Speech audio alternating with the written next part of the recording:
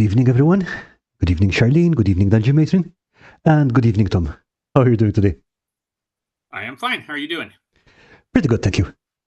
So, Kyle Ott from Desks and Dorks was supposed to join us today. Hopefully he still will, but he's having some small technical issues, so he might join us a bit later today. So I guess we will go ahead and start. Yeah, we should. And yeah, he'll join us as soon as he can, so hopefully it won't be too long. And yeah, because I also want to mention some of the stuff he's been doing on his channel recently, which is okay, Tom. So what's the idea today? What's on the menu? Well, so this is kind of something we kicked around a bit, but it's sort of just who are some of our favorite people in history, and it's kind of a tricky subject because it's totally subjective. Yeah. But yeah, so I guess the question is how would we do it? And so we figured, it's history, so I guess we'll do it chronologically. So we're going to start basically at the dawn of time and go forward from there. I think it seems reasonable. Okay. Now, I'll be honest, I'm not entirely sure. Some periodization, I think. That's the important thing. I'm not entirely sure where the people I picked fit on the timeline exactly. I mean, like, not off the top of my head, so I might be bouncing around a bit. Well, that's fine. Doesn't matter. It's just our favorite people. The periodization is totally arbitrary, anything, and it's just something that historians do to sell books. Yeah. And I'm also going to say that when we say our favorite people, we really mean, hey, these people are interesting, not, hey, I want to be like this guy when I grow up. Yes, that's probably, especially given today's period of history, that's probably really important. I'm not planning on killing a few million people or being a religious despot. But they're interesting, and I guess it's kind of, I guess one of the things that's going to be kind of fascinating is like, okay, these are subjectively some of our favorite people, but how many of them have you heard of? Probably quite a lot. But on the other hand, there are probably some that viewers have never seen, in print. And I don't know, maybe it'll sound like something that you want to be interested in and dig into a little bit more. So, oh yeah, for sure. Right. So, do you want to get the ball rolling? I will start. And I will start with someone who I think, and this is going to be important, I think, because we do have to give some context for some of these people. Mm-hmm. There are some, if I were to say Alexander the Great, you're fine. But others, not so much. So I'm going to start with someone I do have to explain a little bit. And this is Zenobia of Palmyra. And there's a couple of issues here. The first one is that in the ancient world, almost every time somebody wrote about a woman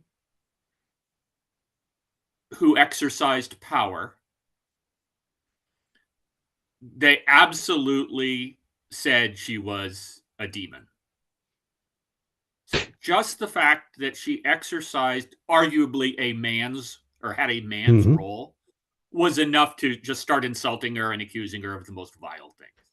Okay, but just hang on a second in there, because we also have to add that most writers of the ancient period had very, very, very strong opinions. Mm-hmm. So it's not just the women, it's just in general, it just goes double for people who are writing about women. Right. And not only that, but the other thing you have to remember is that lots of times our sources, and there aren't that many sources, relatively speaking, even though we would say, oh, that's an ancient text, that still means because of the length of the period, it could have been written 200 years, yeah, after the person that they're talking about has died. So it maybe they had access to other sources, maybe they just had stories. You never know. So it's like somebody like the Roman historian Polybius is generally regarded as a pretty good historian. You just can't trust him, but you can trust him more than all the others. So we're kind of dealing with that. So if I were to give you two other famous women from this period, about which there's like nothing good to say as far as the writers are concerned. That would be Olympias, who is Alexander's mother, and Livia, the wife of the Emperor Augustus. There's nobody writing good stuff about them. They're just blamed for everything. Livia poisoned everybody. Olympias poisoned everybody because, of course, poison is a woman's weapon, right? So they wouldn't stand up. They would just poison you. Now that you mention it, I mean, even if you look at someone like from much later, like for example, Catherine de' Medici or Lucrezia Borgia, they still have a bias against them. Mm-hmm. Absolutely. Interestingly, I mean, there are a few, you start to get a few in the early modern period where that doesn't happen. People do write really good things about Isabella of Castile, for example. I mean, she could set them on fire if she didn't like them. Yeah. So it does begin to change. But at least in the period that we were going to talk about more or less today, it's almost always, this woman did horrible things. So anyway, Zenobia. So Palmyra, if you don't know where that is in what's now Syria.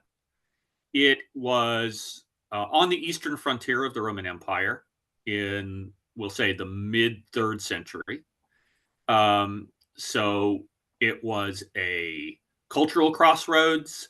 There were caravan trails coming from the east, from Persia, from the south, from Arabia, and of course, it's pretty close to the Mediterranean. So the result was that it was a fairly cosmopolitan city. And it was an important city because it was one of the linchpins against the Persians in the long standing wars, I should say, between the Romans and the Persians. I mean, that particular conflict is where, at some point, they become more like frenemies at some point, but yeah.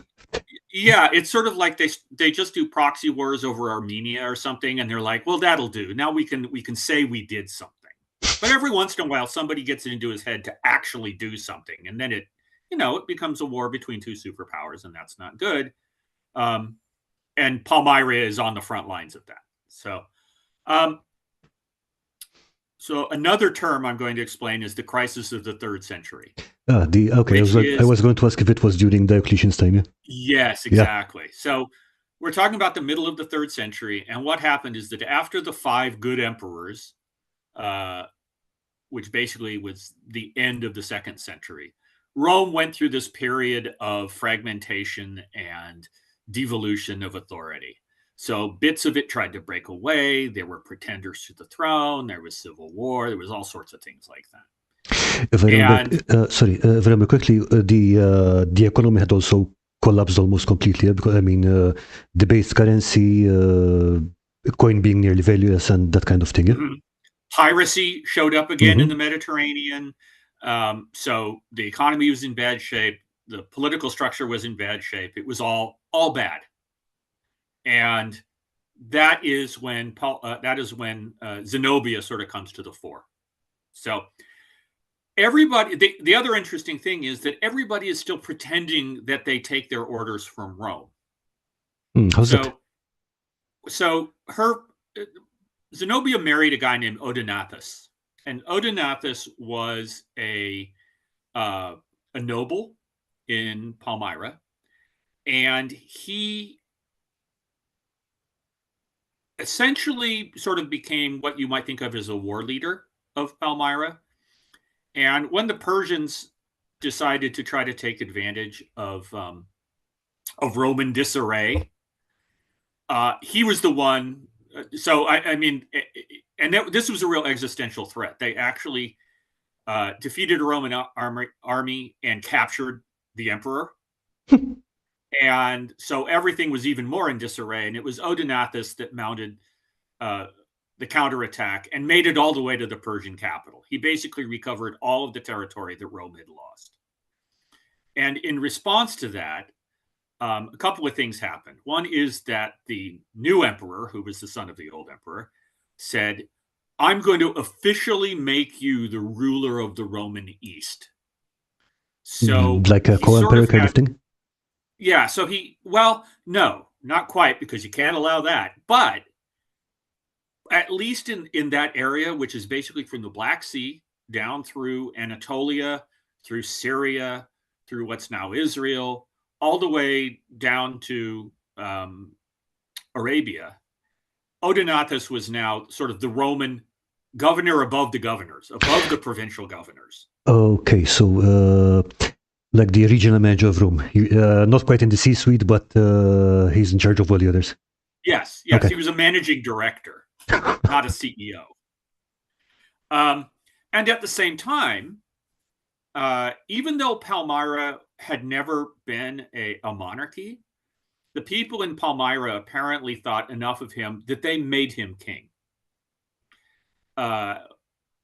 He simultaneously took the title King of Kings, which was basically to the Persians, because the Persian kings had always called themselves the King of Kings. So that was his position. He had a position that was unique to Palmyra and the area around it, where he was the king, and then he also had this sort of parallel Roman official status, which was extremely powerful. And essentially, he was running that part of the Roman Empire, even though, of course, he kept saying, "Oh no, I'm taking direction from Rome. It's all fine." So, like everybody else, he was pretending that nothing had happened. But in fact, he was a viceroy or a satrap, and he was doing whatever he wanted. Unfortunately, he was assassinated, which was another way that regime change happened a lot right then. Yeah. And he left behind a young son, a very young son, who became king of Palmyra. And I'm going to give his name. I never can remember it. And we don't have to remember this. Vabilathus. But he was too young to actually be king, to act as king. So his mother, who was Zenobia, became the regent. And this is why Zenobia is one of my favorite people.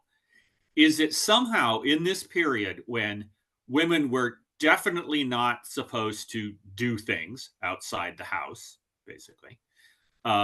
Especially in the Roman culture, yeah. I mean, the Roman culture was extremely patriarchal. She basically just did everything that Odenathus had done. And she gave orders to the Roman provincial governors, and they followed her orders. And as Queen of Palmyra, she gave orders to the Syrians, and they did whatever she told them to do.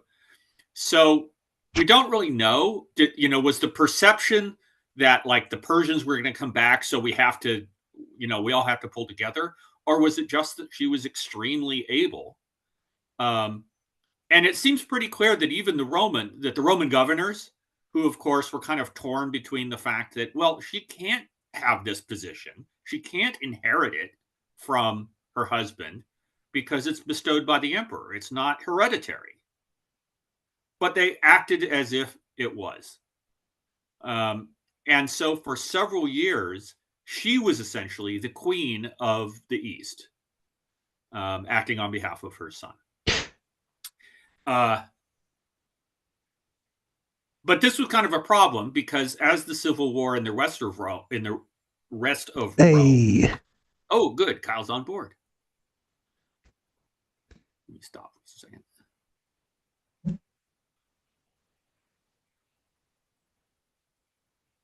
So, I will go on until he actually shows.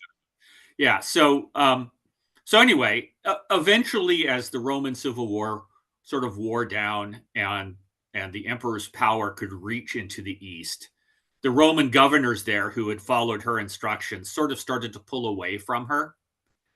And at this point, they really moved into opposition. And that's the point at which she declared herself empress and her son emperor. So like kind of she stole that part of the empire to keep it safe. Hey, Kyle. It works. Hello, friends. Hey, man. I'm sorry. How are you doing? Wow. Please finish your point.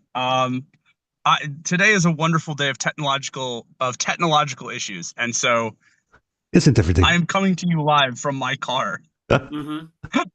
No, it's funny you should say that, because before we got on, I told Karl that my boss was in Oklahoma and connectivity was so bad, he ended up being in his car. Yep. And my computer decided that today of all days it was going to call it quits.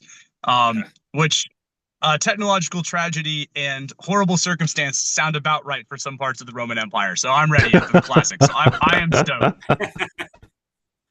Let me finish up Zenobia. Yeah, finish your point. Please finish your point, and I will sit and listen in rapt attention.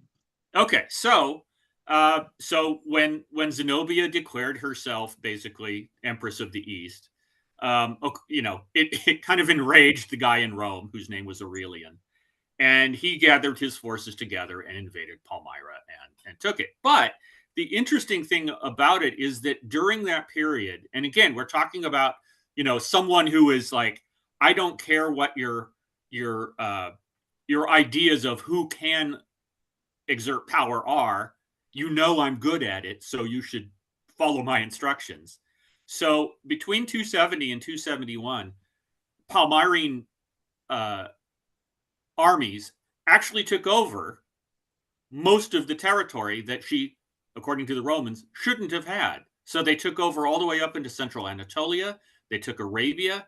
They took Palestine, all of this, and she finished it off by taking Egypt. So if you know the place of Egypt in the ancient world, that was the big one. You get Egypt, man, you've made it. It's you. Yeah, the Persians do it. Everybody wants it, right? So the problem, of course, was that once Aurelian managed to centralize power more or less in Rome, he was always going to go after her, and he was going to win, as he did. But a couple of interesting things.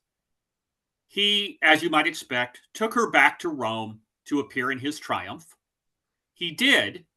Typically, what happened after that is those people who were regarded as traitors were killed. No, she ended up marrying a Roman aristocrat, had a few more kids, and her house in Rome became a tourist attraction. Okay. And then she died in Rome at some point. So, you can't, maybe it's a long way down from Empress of the East, but she's one of those few things this is one of those few occasions where she was apparently so good that everybody said, look, you may be a Syrian monarch, you may be a Hellenistic queen, you may be a Roman empress, whatever. You're obviously good at what you do, so we'll follow you. You can tell that people really appreciated her, because in the years after her downfall, pretty much every group tried to claim her as one of their own. Okay. Now, she wasn't. I mean, she was sort of what you might call it, a normal Middle Eastern pagan. There are Jewish writings that claim that she was Jewish. Seriously? So everybody wanted to get a little bit of, the reputation of Zenobia. And she is, in fact, today, she's like all over Syria. She's a national hero, maybe the foremost national hero in Syria.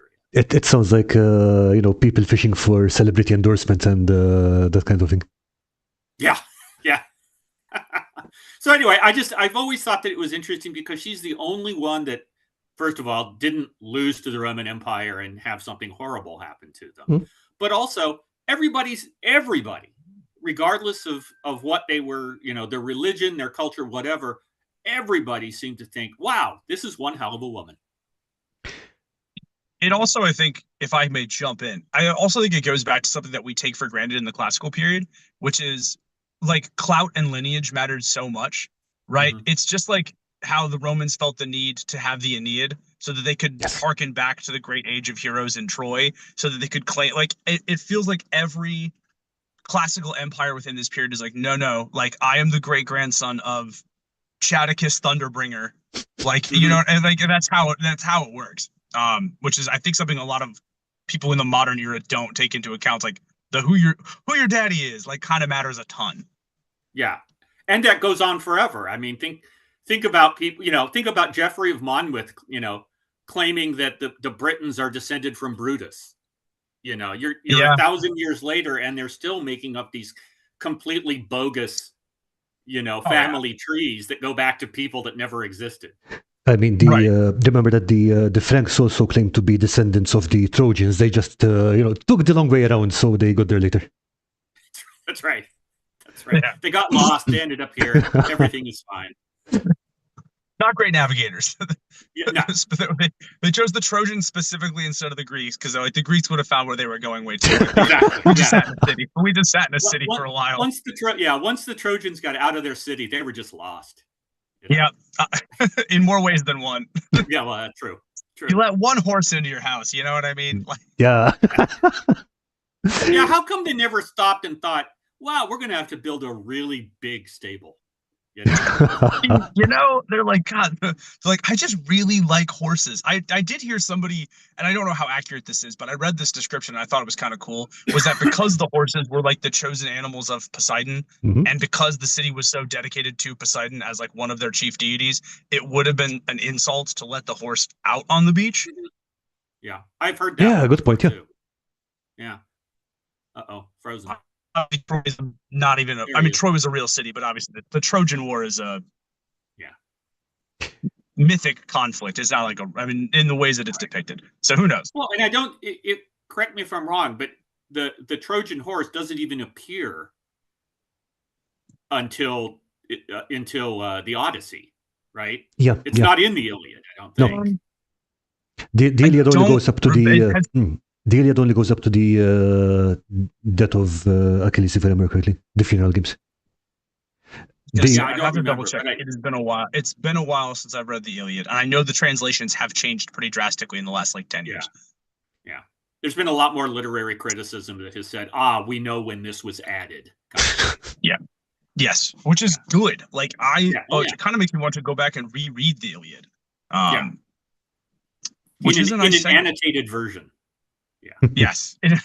I loved the Iliad. I thought a controversial hot take among classics. I thought the Iliad was better than the Odyssey. I liked it more when I read both. And I feel like I'm in the minority there. They're different stories. I think the Odyssey just sounds like a second edition D&D campaign. A little bit. Wow, actually, it's not an accurate take on it. Yeah, I mean, again, the whole thing of you have to sail from here to here. They are literally little modules that are just kind of stuck together. With very little continuity. It's a Monster of the Week campaign. I was playing before second edition, so I'm not ragging on it. But there is that incredibly episodic feel to it, whereas the Iliad is not. It's a one sequence. Yeah. Yeah. The Iliad is a Green Ronin Game of Thrones role-playing game full of political intrigue and giant battles. And I swear, I'll be honest, Monster of the Week is such a good fit for the Odyssey. Today's monster, a Cyclops. What if the cows were deadly? It's Mulder and Scully would have been just fine in the Odyssey. And the other thing I suppose is that if it weren't for the Odyssey, Ray Harryhausen never would have made anything. So it's true. Fair enough. It's a fair point. So anyway, that's Zenobia. She's one of my three favorites. Okay. There you go. How would you fit her into a campaign or a storyline? What role would she play, do you think? I don't know. I mean,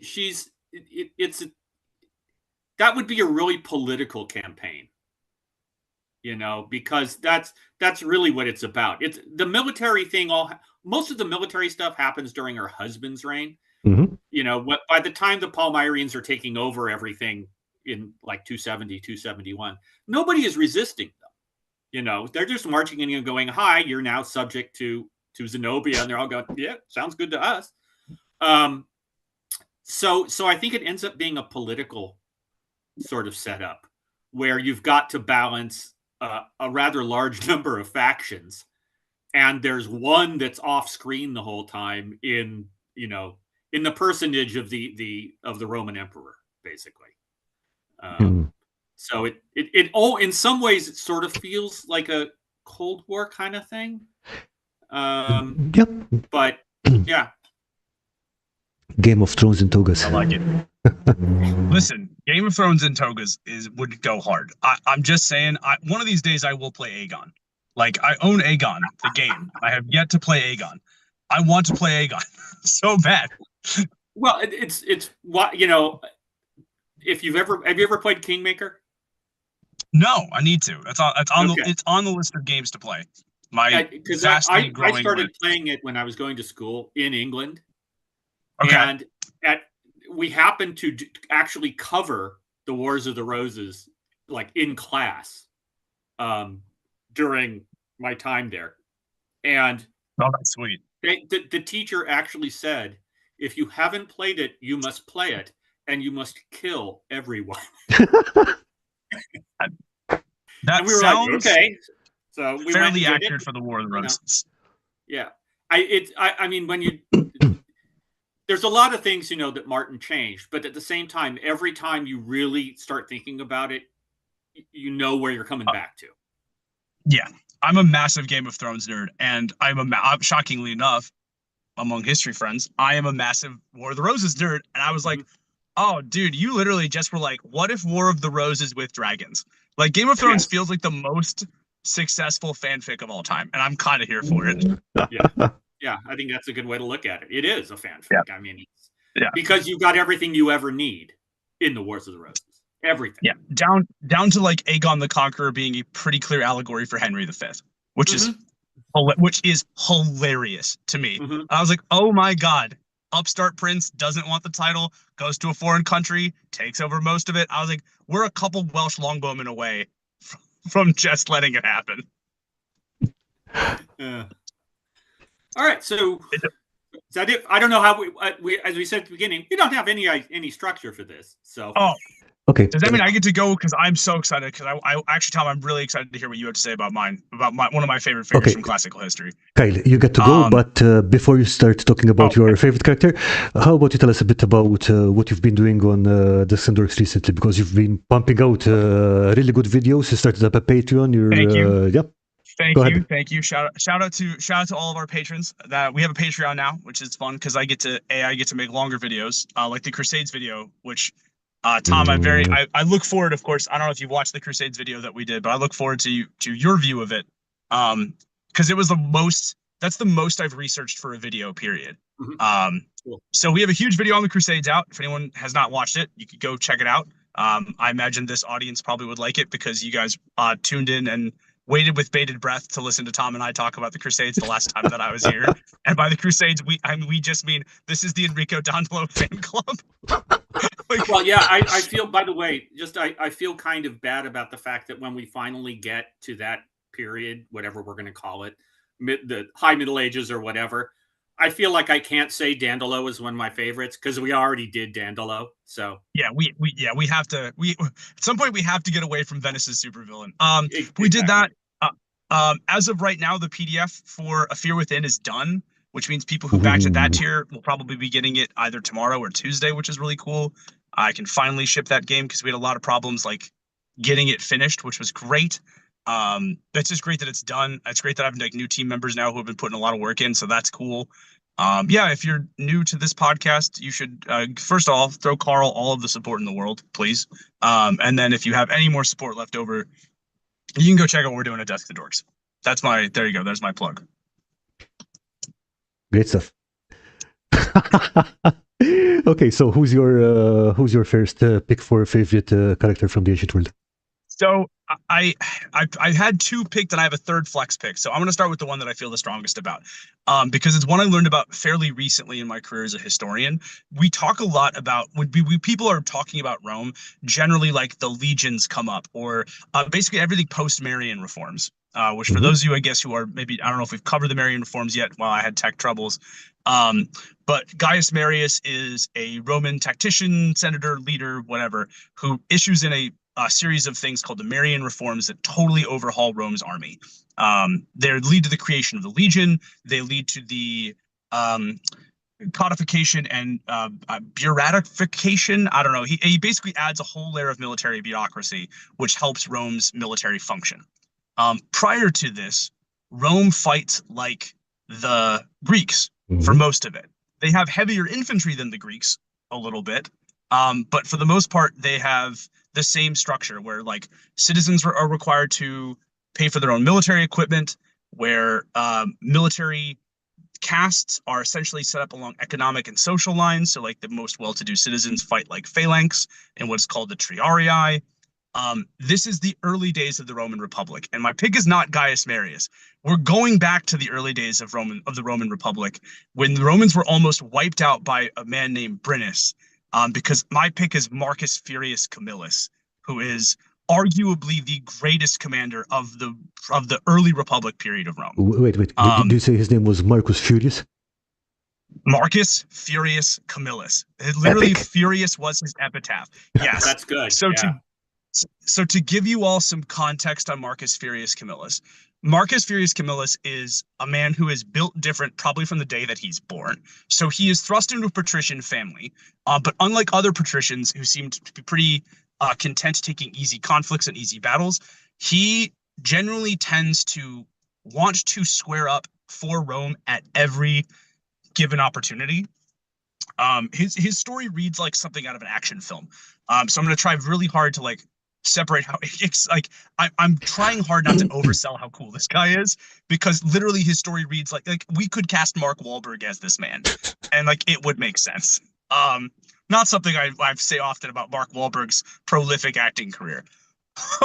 But like, to give you some context, as a teenager, he is fighting as an equite, which is essentially like the Roman knights. They're far more light cavalry than most people are expecting, but they're still aristocrats because they have to be able to afford a horse, which, as those of you who follow ancient history know, is an exorbitantly expensive task to maintain and feed a horse, especially more than one.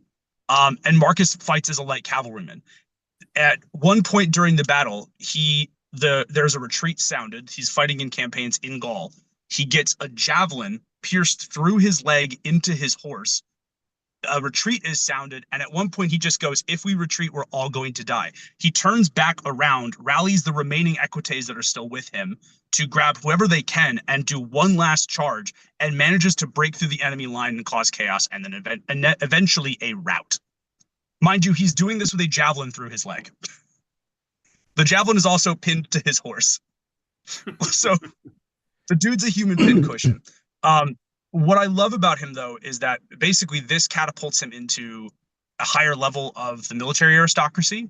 And I'm blanking on the name of the Etruscan city-state. But there is a city-state that occupies part of Rome, or part of what will be Rome in Italy.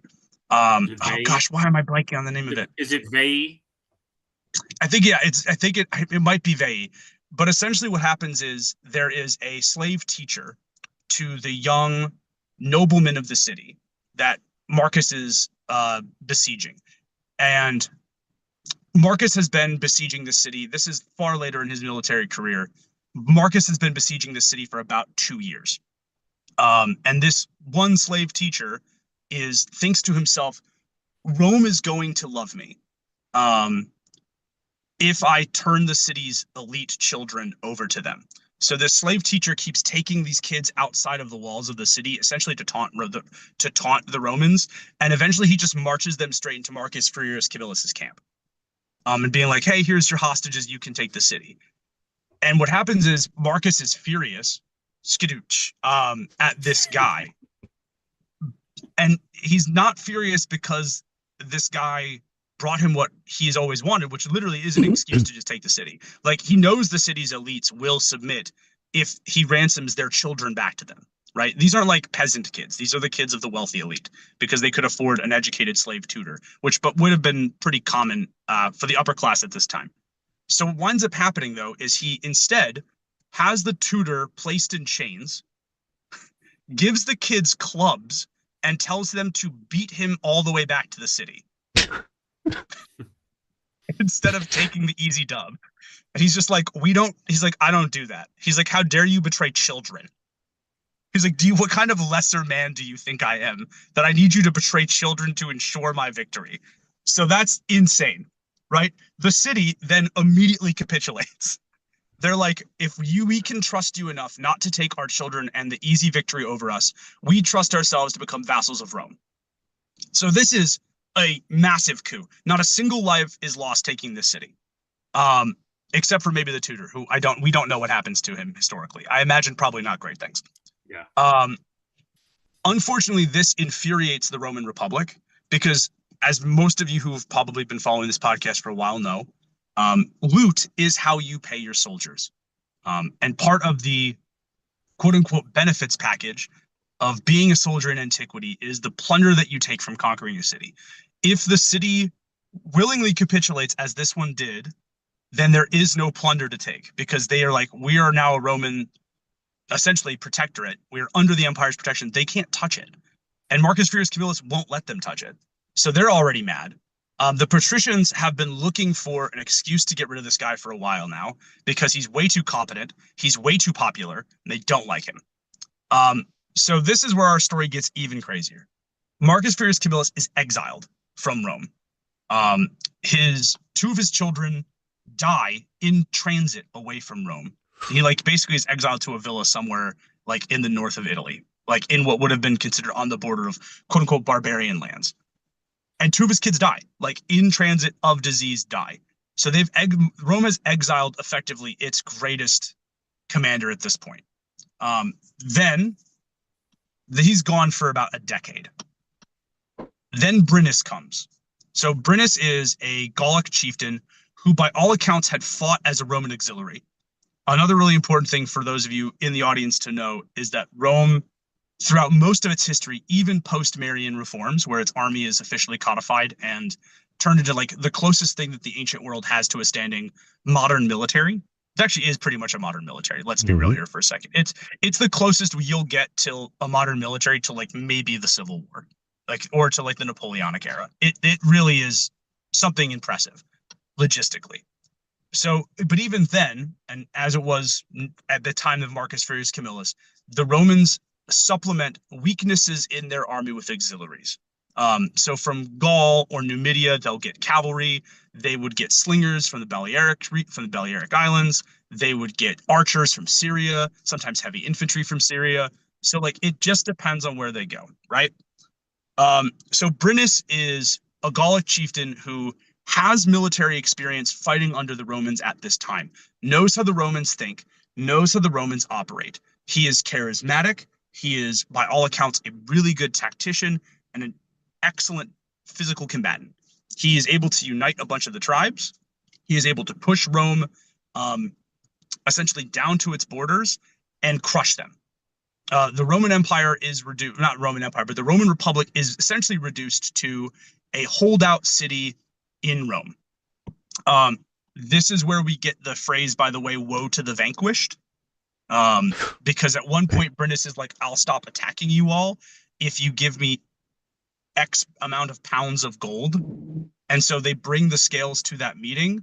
They weigh the gold. It's exactly it. Brennus takes his sword, which is a massive one for the time, and places it on the scales on the sides of the weights. And the gold's not enough. And they're like, hey, you changed the rules. And he just goes, woe to the vanquished. That's where we get this from. So he pushes into the city of Rome proper and starts sacking it. Essentially what happens is the last holdouts of Roman resistance are on the Senate Hill. They send one guy down in the middle of night to steal a horse and ride like an absolute demon all the way to the north of Italy, where they hold out for this long to go get Marcus Furius Camillus. Marcus Furius Camillus then, like an absolute mad lad, books it back to Rome. And the entire time that he's doing it, he's grabbing Roman deserters. He's grabbing what last few garrisons remain in like hinterland towns around Rome. He's gathering whatever peasants have any weapons, or like whatever lower class Roman citizenry have weapons. And most significantly, he gets the Triarii are the last bastion of like the Roman military. They're like the actual landed elite. And the Triarii fight like phalanxes, right? So they had all fled the last time Brennus crushed them. They had disgraced themselves completely. And Tom, I know you know this. Karl, I'm sure you know this too. But like, if you disgrace yourself in the ancient world, well, the thing that the Roman warrior elite would do is they'd off themselves, right? That was it. That was the honorable thing to do. And these guys didn't. Not only did they get their asses handed to them on a silver platter. They didn't even have the gall, pun fully intended, to take their own lives. So they are like doubly dishonored. They're basically like the biggest losers in the ancient world. Marcus Furius Camillus finds every single one of them and just goes, I don't need you to kill yourself. I need you to have one last shot at redemption with me. So Marcus Furius Camillus leads an exhausted, genuinely depleted in terms of numbers and stamina Roman relief force and crushes Brennus. He lets Brennus sweep through the Roman line because he knows that the level of exhaustion they'll have by the time that they get to the Triarii is going to be too much. He literally puts his trust in the exact same group of soldiers who broke and ran the last time that they fought Brennus. And like some sort of like, remember the Titans-esque sports movie, instead of breaking and running, these guys who again are by far and away the biggest losers in the ancient world at this point, somehow find the mental wherewithal to withstand the initial charge of the Gauls, push forward, and the lighter infantry that had broken, and Marcus knew it was going to happen, were able to push back down onto the flanks as the Triarii started to press forward. This is literally like the Bad News Bears fights Sauron. It's insane. Like, reading accounts of this battle are insane. I wish I had the Latin quote for it, Karl. But but there's a Roman phrase that they say until the end of the empire that originates at this time, and basically it stands for we're out of options and on our last resort. And the English translation of that phrase is, and so it comes to the Triarii. They said this. Okay. Marcus Furius Camillus is that much of a legend that literally, when you're on your last legs in Roman history, you would say, so it comes to the Triarii. And that comes from this battle that Marcus Furius Camillus wins. Crushes Brennus, drives the Gauls back, reunites the early Roman Republic, returns the Senate, avenges the lost, plunders the living hell out of these people, and is his exile. And again, this is a man who has been fighting since he was 16, who was banished for being too effective and too merciful, comes back at the 11th hour with the biggest wastes of space the Roman Empire has ever seen, who are exhausted, depleted, and outnumbered, and wins. This is like the ultimate sports movie story, just set during like an absolute savage beating. And what's crazier, so part of the reason that, and I'm just going to loop back to that taking of that city-state, part of the reason that the patricians were so upset was that the bulk of the plunder goes to the patricians. But when the city was taken, and throughout Marcus's pre-exile time, he tried very hard to make sure that the plebeians, or the lower class of Rome, were taken care of. Shocker, no wonder the rich hate him. Marcus becomes a senator and spends the rest of his life in political and military service to an empire that exiled him, which is, again, like the craziest amount of loyalty. As if this movie capstone couldn't get any more perfect, Marcus dies of a plague that sweeps through Rome, and the plague starts by taking out mostly plebeians.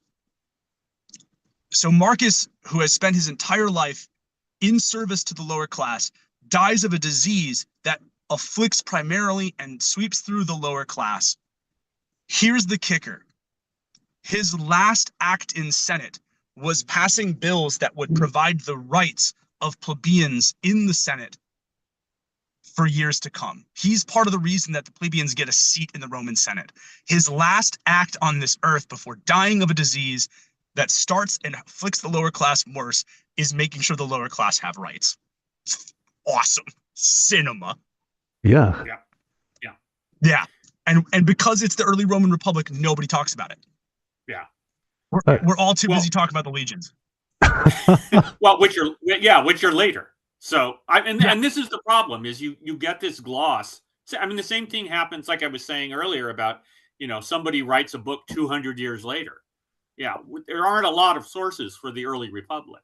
So just one thing that I will drop, and then there's a larger thing to say, I think.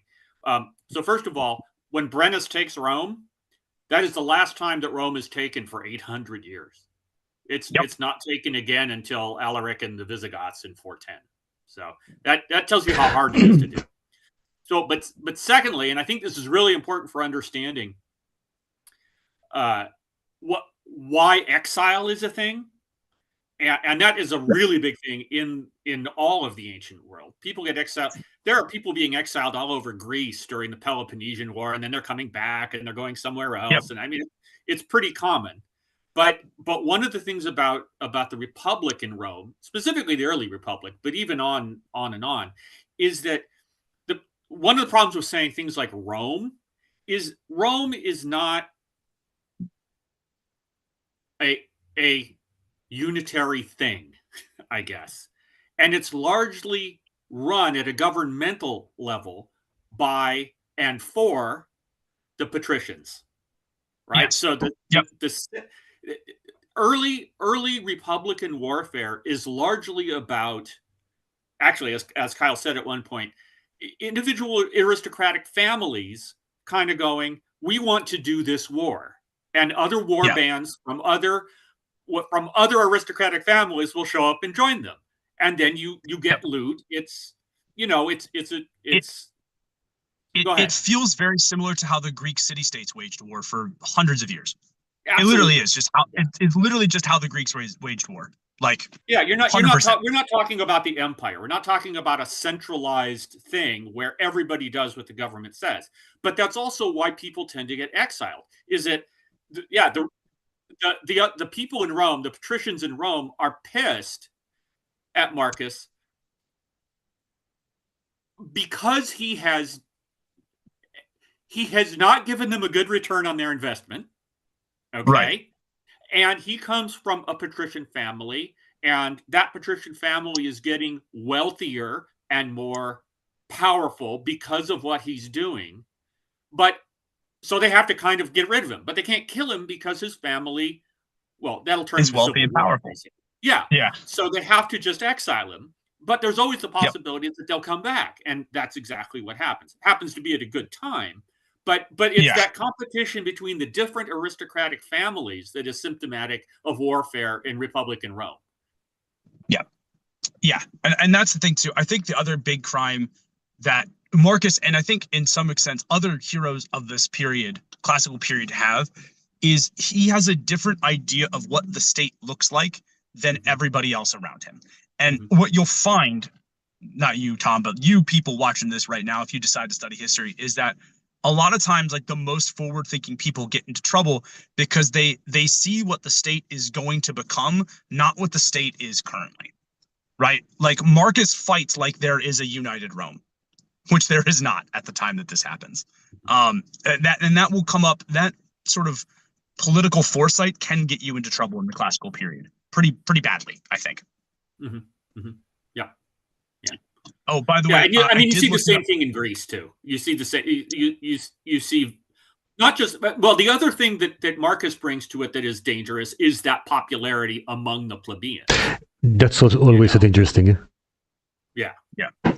By the way, I did look it up. The saying is "res ad triarios venit," and so it comes to the trio, which is it's so badass. It's so badass. Like, Latin's already a cool language, but being like, and so it's come to the triorii is so cool, dude. Okay, it's so raw. I just wanted to highlight one comment by Campaign Terrain from when you mentioned that Brennus had altered the deal. That's a perfect Darth Vader moment. Yeah. Down to the fact that, like, he was basically using a lightsaber. Like, Brennus's sword, like, swords were not huge at the time, so Brennus having, like, essentially what is like a claymore is wild. It's not, I mean, it wouldn't have been a full claymore because they were in Bronze Age, but, like, still, it's just like, dude, what do you do? What are you compensating for? Nothing. Brennus was really good at the job, but, like... Okay, so Kyle, how would you fit Marcus Furious into I mean, that's such an awesome name. How would you fit Marcus Furious into a game? So there are two ways to do this, I think, Karl. I'm going to give people the easy way, which I think is the boring way. And then I'm going to give you what I would do, because I think it's a much more ambitious thing to try. The easy way is to start the players off with a young Marcus Camillus and have them grow with him, right? I think that's the easy way. However, yeah, I know, Campaign Terrain, I know. He said cost uncomfortably in US. Yeah, it's not great. I try to, the joke is, somebody said there's a tweet that was just like, deep breaths. I have to remind myself that lots of people lived fulfilling lives during the fall of the Roman Empire. Like, it is true. No, so I think that's the easy one, right? Because it plays out very much like a classic movie adventure.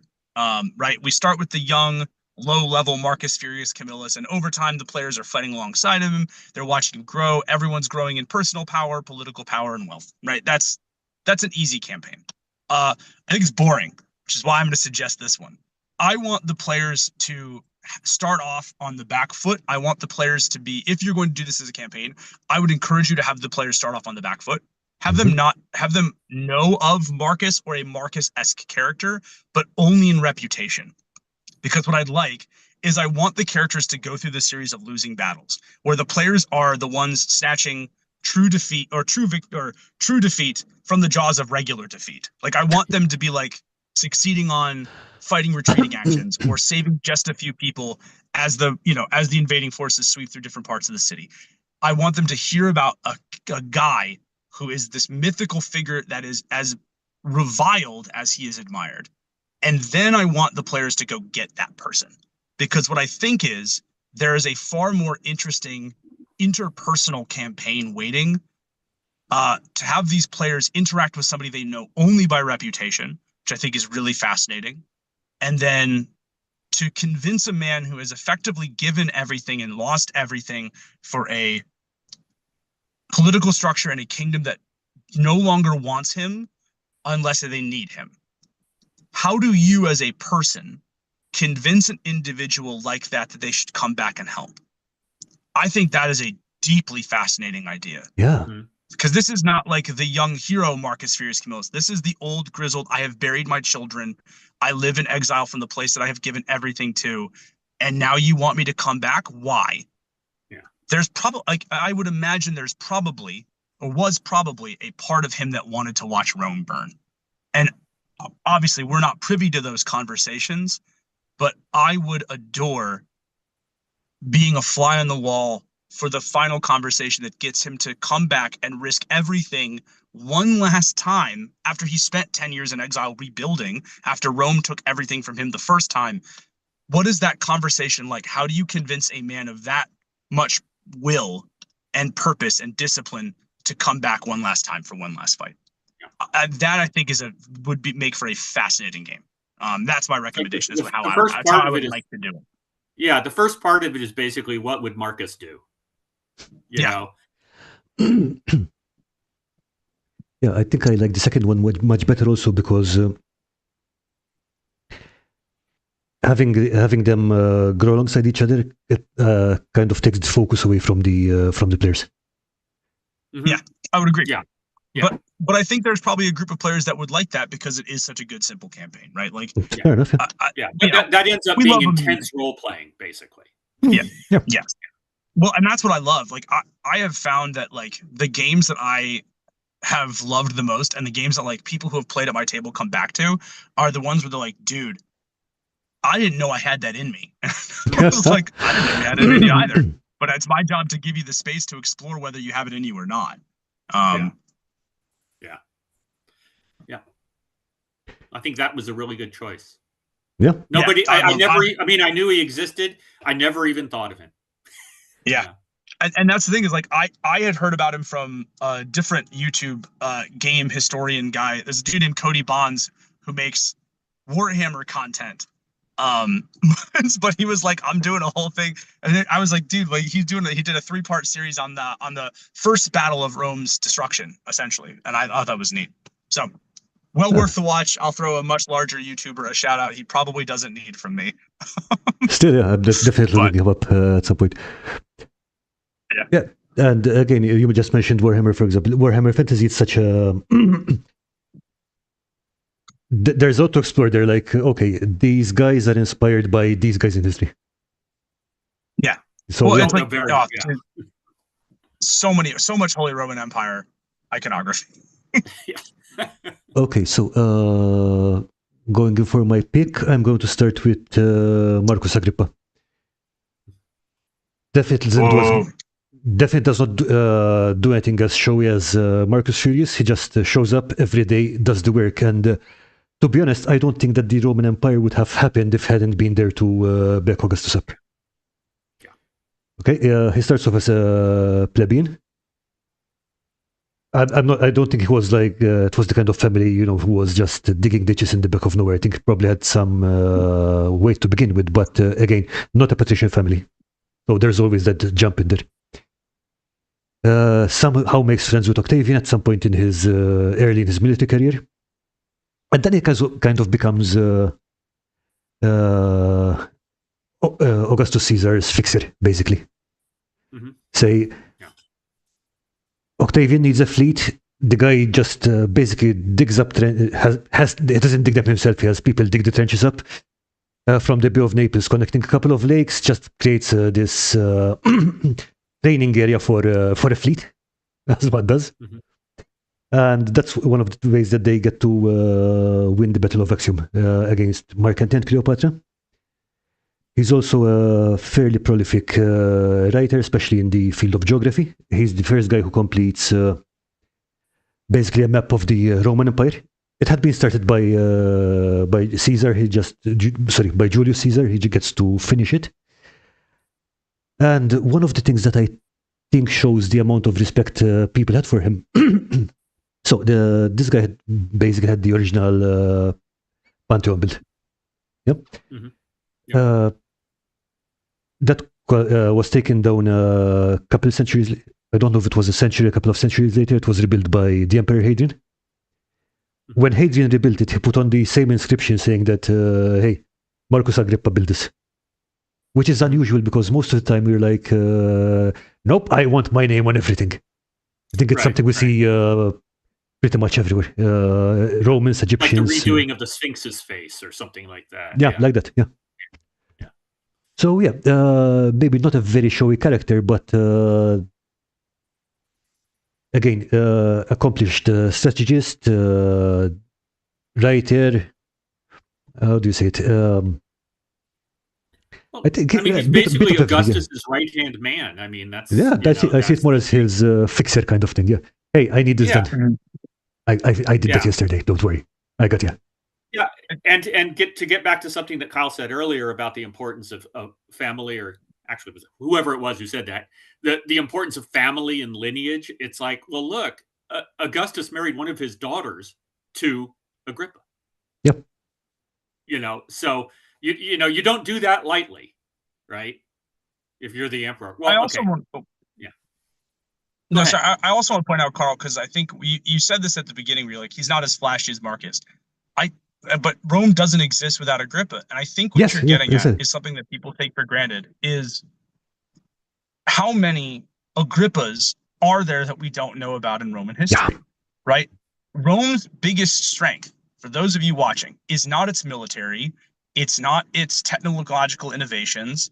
It has two big strengths. And I would argue the biggest of them is its bureaucracy.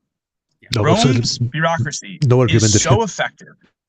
Yeah, it's so effective. It's so efficient for so long.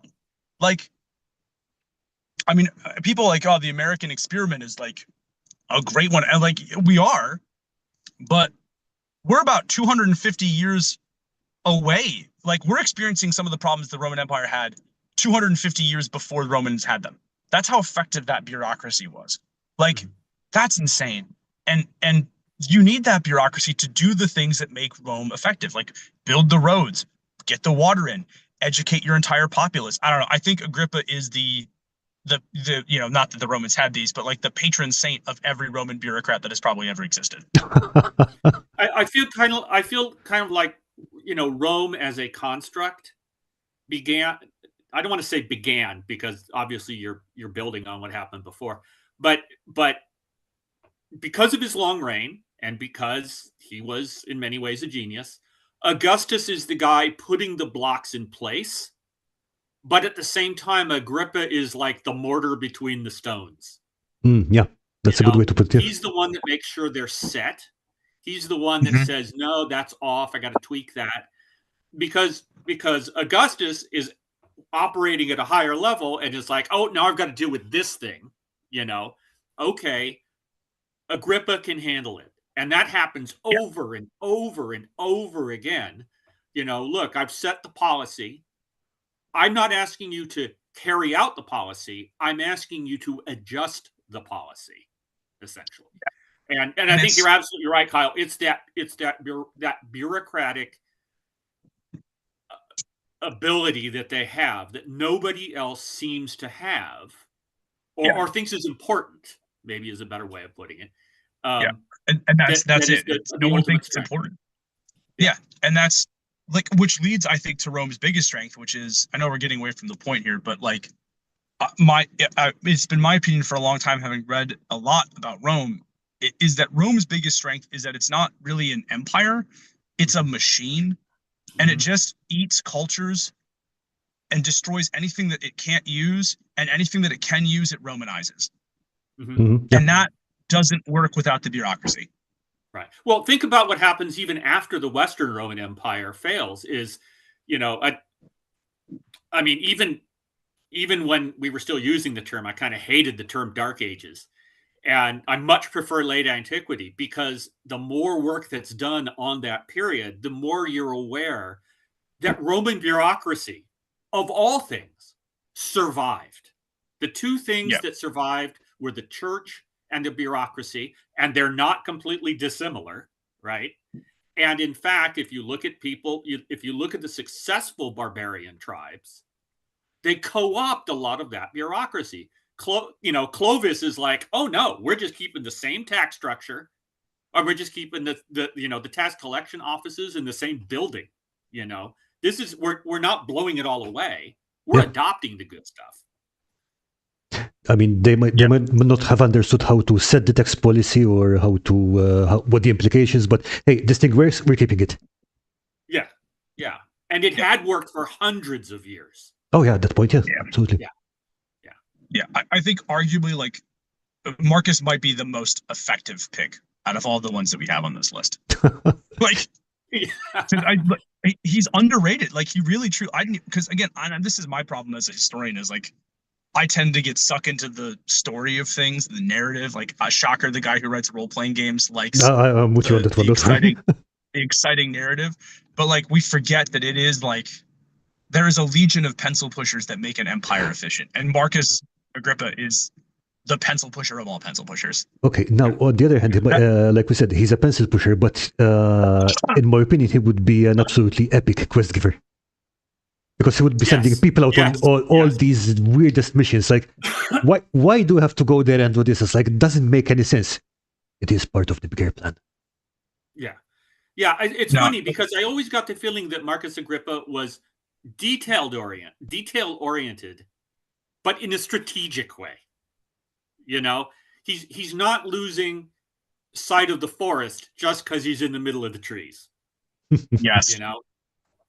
I think he's great. It's a rare person who is that meticulous, but also doesn't get bogged down by the details. Yeah. That's crazy. That is a rare combination of traits to have historically. Yeah. Plus, also, we have to assume that he wasn't doing stuff on his own, because, like we said with Enrico Dandolo, right?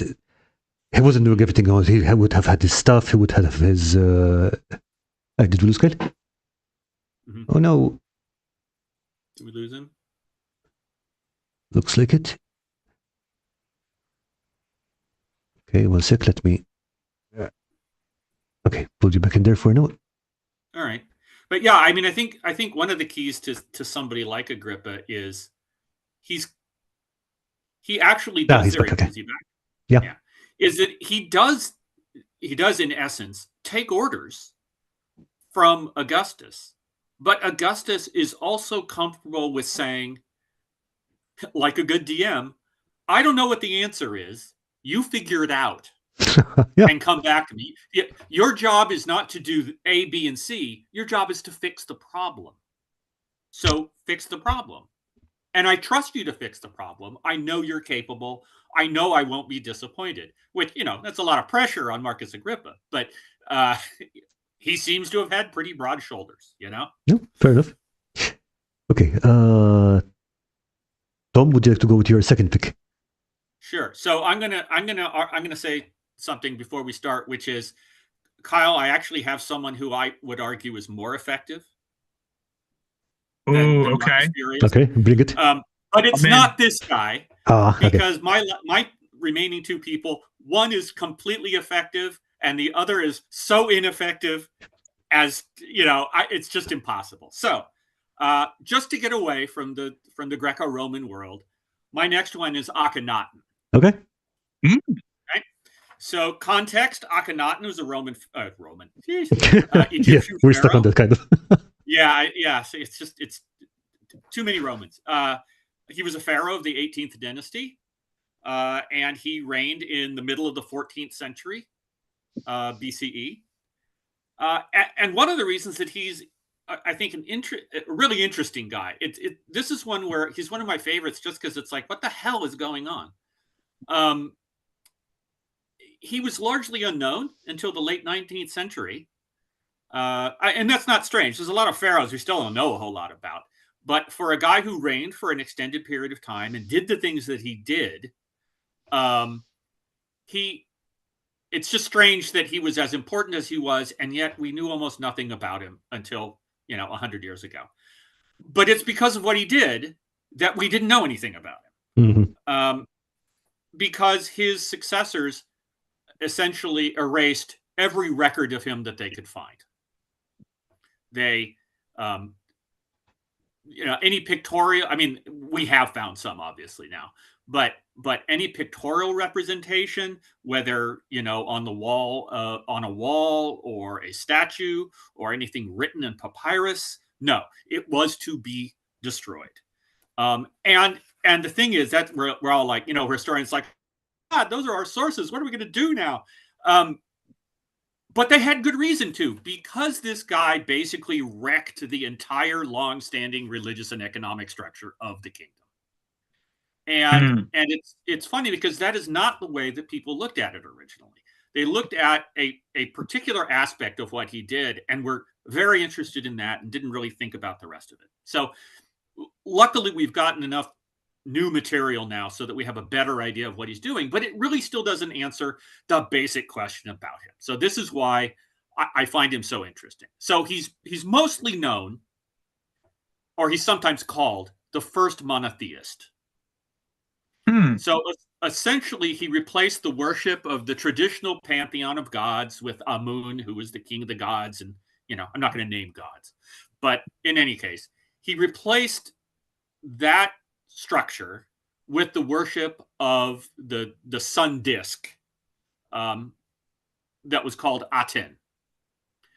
And so for a long time it was, because a lot of historical stuff also came out of, it shared a lot of the same rooms with biblical studies.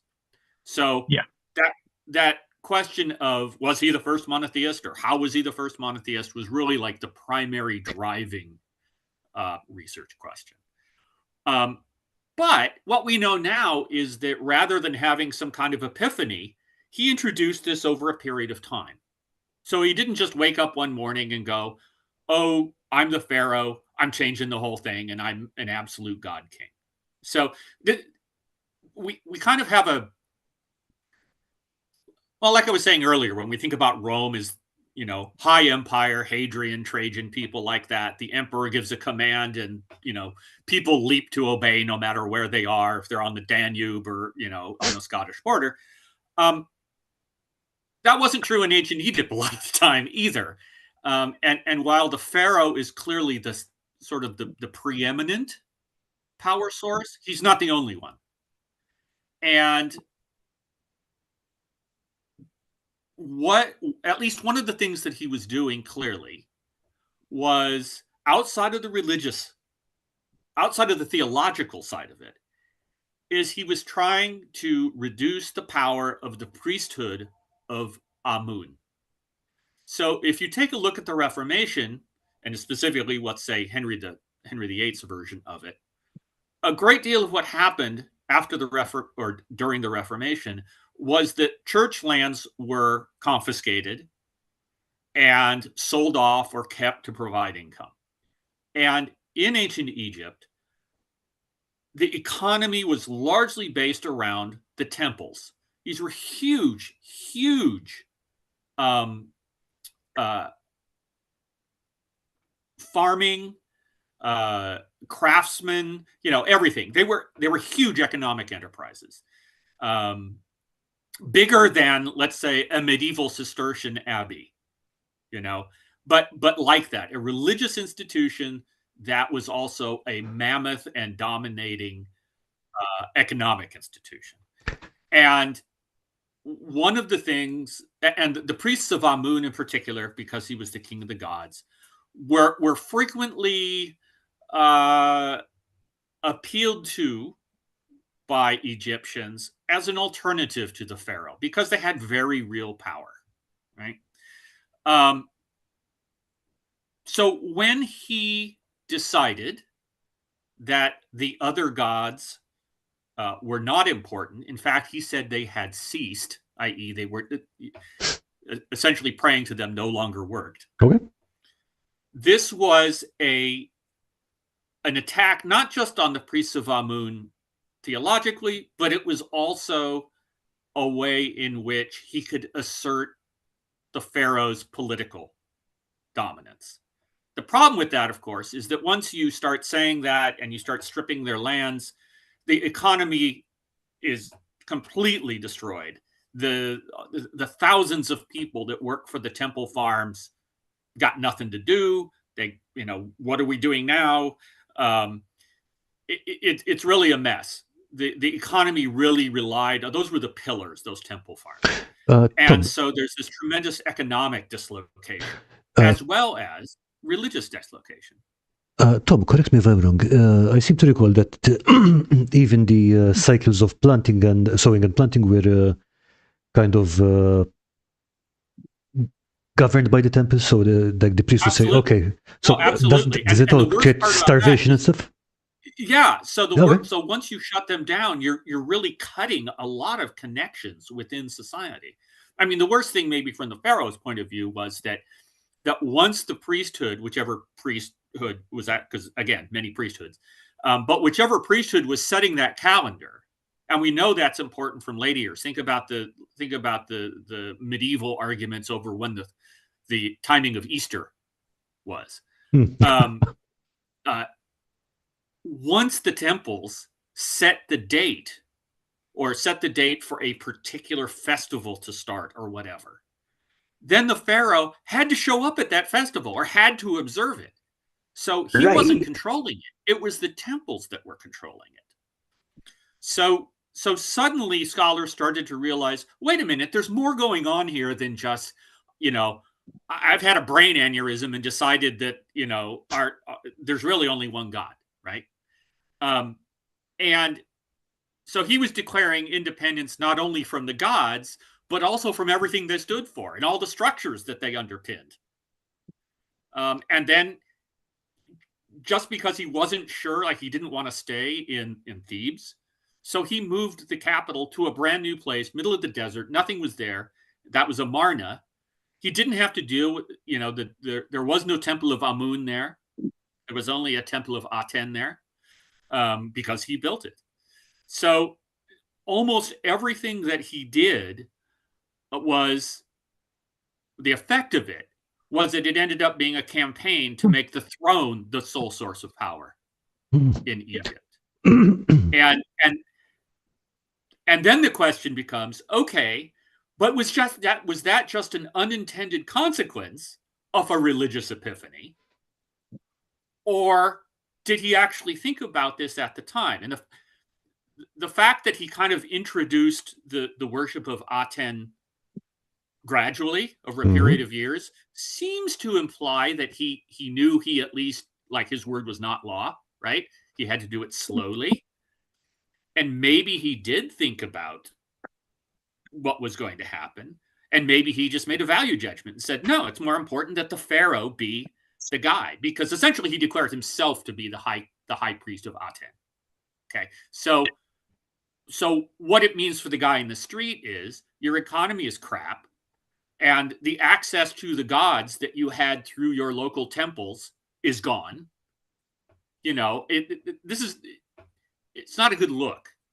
And so, of course, when he eventually died, everybody, common people, and of course all the priesthoods, cooperated in destroying any record of anything that he had done. So did he, why is he interesting? Because we don't know why he did it, or we don't know, in a sense, like, what was did he have reasoning involved in this? Did he know what he was doing to his kingdom? Was he just convinced that this was the way it had to be? Was it monomania? Did he take the political side of it into account, or the economic side? So even though we know a lot more about him than we did 100 years ago, I mean, that's the kind still of don't really know the basic answer. Yeah. And I mean, it's such an important point to know about him. In the meantime, I see that Campaign Train said, I have such unpopular opinions about Akhenaten. Cross, if you want to drop them in the chat, yeah, definitely. Yeah, I mean, you can go a variety of ways on it.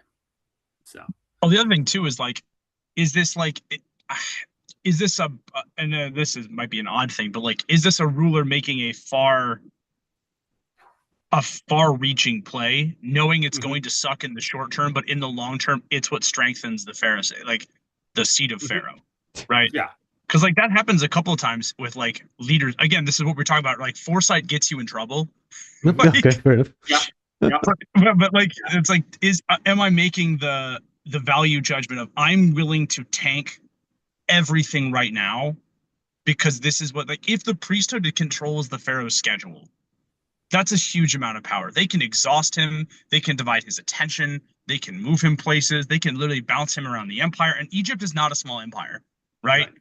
So if you're constantly on the move for a religious ceremony that like you have to be at from the common folks' perspective, they literally have a way to just like shrink your authority when they want. So it'd be interesting. I would love to be on a fly on the wall of some of these conversations, because it'd be like, bro, do you know that this, did you realize that this was going to like short term crash everything, but long term your position was going to be stronger, like for your descendants? Like I often wonder if people think about that. So yeah, no, and I think the other thing is, it could literally just be that he thought, that didn't matter. What really happened, again, because the Egyptian religion is so heavily weighted towards the afterlife and the things you have to do in the afterlife. Did he really think, no, it's all secondary? Actually, maybe it's not even secondary. Maybe it's way down the list. None of the rest of this really matters. What matters is having the correct relationship with the one God. Just because basically, as the only priest of Aten, he is a god, right? He is the only mouthpiece of Aten. So maybe it's not political. It ends up being political, but maybe it's just him saying, no, this is the way it's supposed to be. And the rest of it doesn't matter. None of it matters except getting your religious relationships correct. I mean, yeah, considering what you mentioned about the importance of the afterlife, I do believe that ancient Egyptians had a rather different worldview than we do. Yeah. But another thing, remind me, Akhenaten was Tutankhamun's father, right? If I remember correctly. They think so. They think so, yeah. Yeah, it's not. Remember, Tutankhamun's name was originally Tutankhaten. Yeah. Yes, and then he changed it, for obvious reasons. So, no, genetically, they did actually find a mummy that, based on limited DNA, they're pretty sure was Tutankhamun's father, but they can't positively identify him as Akhenaten, basically. Fair enough, yeah. Well, I mean, the thing about this is that there are so many questions in his motivation that it just makes him a fascinating character. Yeah, I mean, that's why? the way it comes down. Was he a pragmatist? Was he a good mixture of pragmatism and idealism? Was he a total idealist? We'll probably never know, obviously, but it can go a lot of different ways. The intrigue there, I mean, I'm trying to imagine a priest of Amun saying, no, your majesty, you can't do that. And him going, am I the pharaoh or not the pharaoh? And, I mean, there apparently weren't any like open rebellions against him. which I think is kind of interesting under the circumstances. But he was clearly afraid of it. The few inscriptions that they have found say things like, "People are saying bad things about me." You know, it almost sounds whiny. I'm not sure what the hieroglyphic for whiny is, but that's him. So I don't know. It's just he's very interesting, and you can come at him from so many different directions. And again, whatever it was that he was doing it for, they didn't like it. They didn't like it enough that they don't want anybody. They don't even want to think about it. They don't even want to hear about it ever again. Yeah. Forget about it forever. Yeah. You are consigned to oblivion. Yep.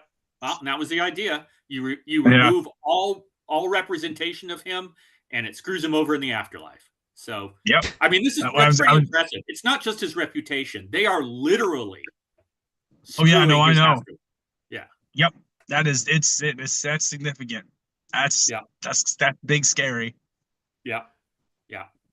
So anyway, he's my Mr. Ineffective. Okay. So we shall get to your Mr. Effective later. Yeah.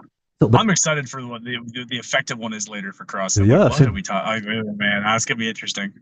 But still, I mean, again, in a campaign or in a game or something, I think this guy would be mostly in the background, and or even just already dead and buried, and you're trying to figure out who he was, why he did stuff. I think he ends up being in the boss battle. He kind of inevitably has to be, but it's in a lot of ways it's sort of a. If you've read Robert E. Howard and his version of Egypt, it's very much like that. I think the land of Stygia that Conan goes into, where there are these, apparently serpents just running. I was going to say in the streets, yes, one does, yeah. Serpents, but slithering in the streets, slithering around all over the place, and it's that it has that kind of feel. It's very sinister. There are undercurrents going on everywhere. The priests have more power than they should have. So it's something of an intrigue game, but it's also, I feel like it's got a tinge of horror to it, because it's all about where you will spend eternity. Ooh, okay. Yeah. As horrifying in a game as it is to think about in real life. Yeah. Yeah. So. Okay, Kyle, right, your next pick. I am I'm glad you mentioned Zenobia. I'm happy that somebody mentioned Zenobia. Love Zenobia. But I have to throw some love to another lady of antiquity. I despise, as a sidebar, I despise the idea that like Byzantium is the Eastern Roman Empire after a certain point. Like after a certain point, there's something so different culturally, ethnically, economically, politically than Rome ever was. But they would not have existed had it not been for my pick, just Empress Theodosia of Byzantium. When we talk about effective leaders in history, this is another one who is like the ultimate rags to riches story. By some accounts, she was a prostitute, which is crazy work. That's not been corroborated. That claim has fallen under dubious terms, or maybe more a nuanced discretion in the modern era. But it does still. But regardless, she was of low birth. She, by some accounts, entrances with her acumen, her intelligence, her poise. By some accounts, she literally uses dark magic to bewitch Justinian, the emperor, depending on which Byzantine contemporary you're reading and talking about. But either way, she is somebody who is deeply, deeply ingratiates herself to the seat of power very quickly. Why I picked her is because there are few leaders in history who have the kind of calm under pressure that Empress Theodosia demonstrates.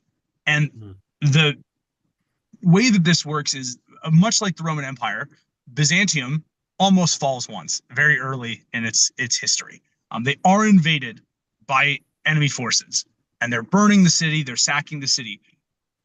This might be apocryphal, it might not be, but I like to believe it. But the idea is that Justinian is ready to board the boats and leave and flee Byzantium, flee his empire. And Empress Theodosia goes, "You can go where you want. I am the queen. I am the empress. I am staying here. You are welcome to rule beside me if you wish, but I'm staying here."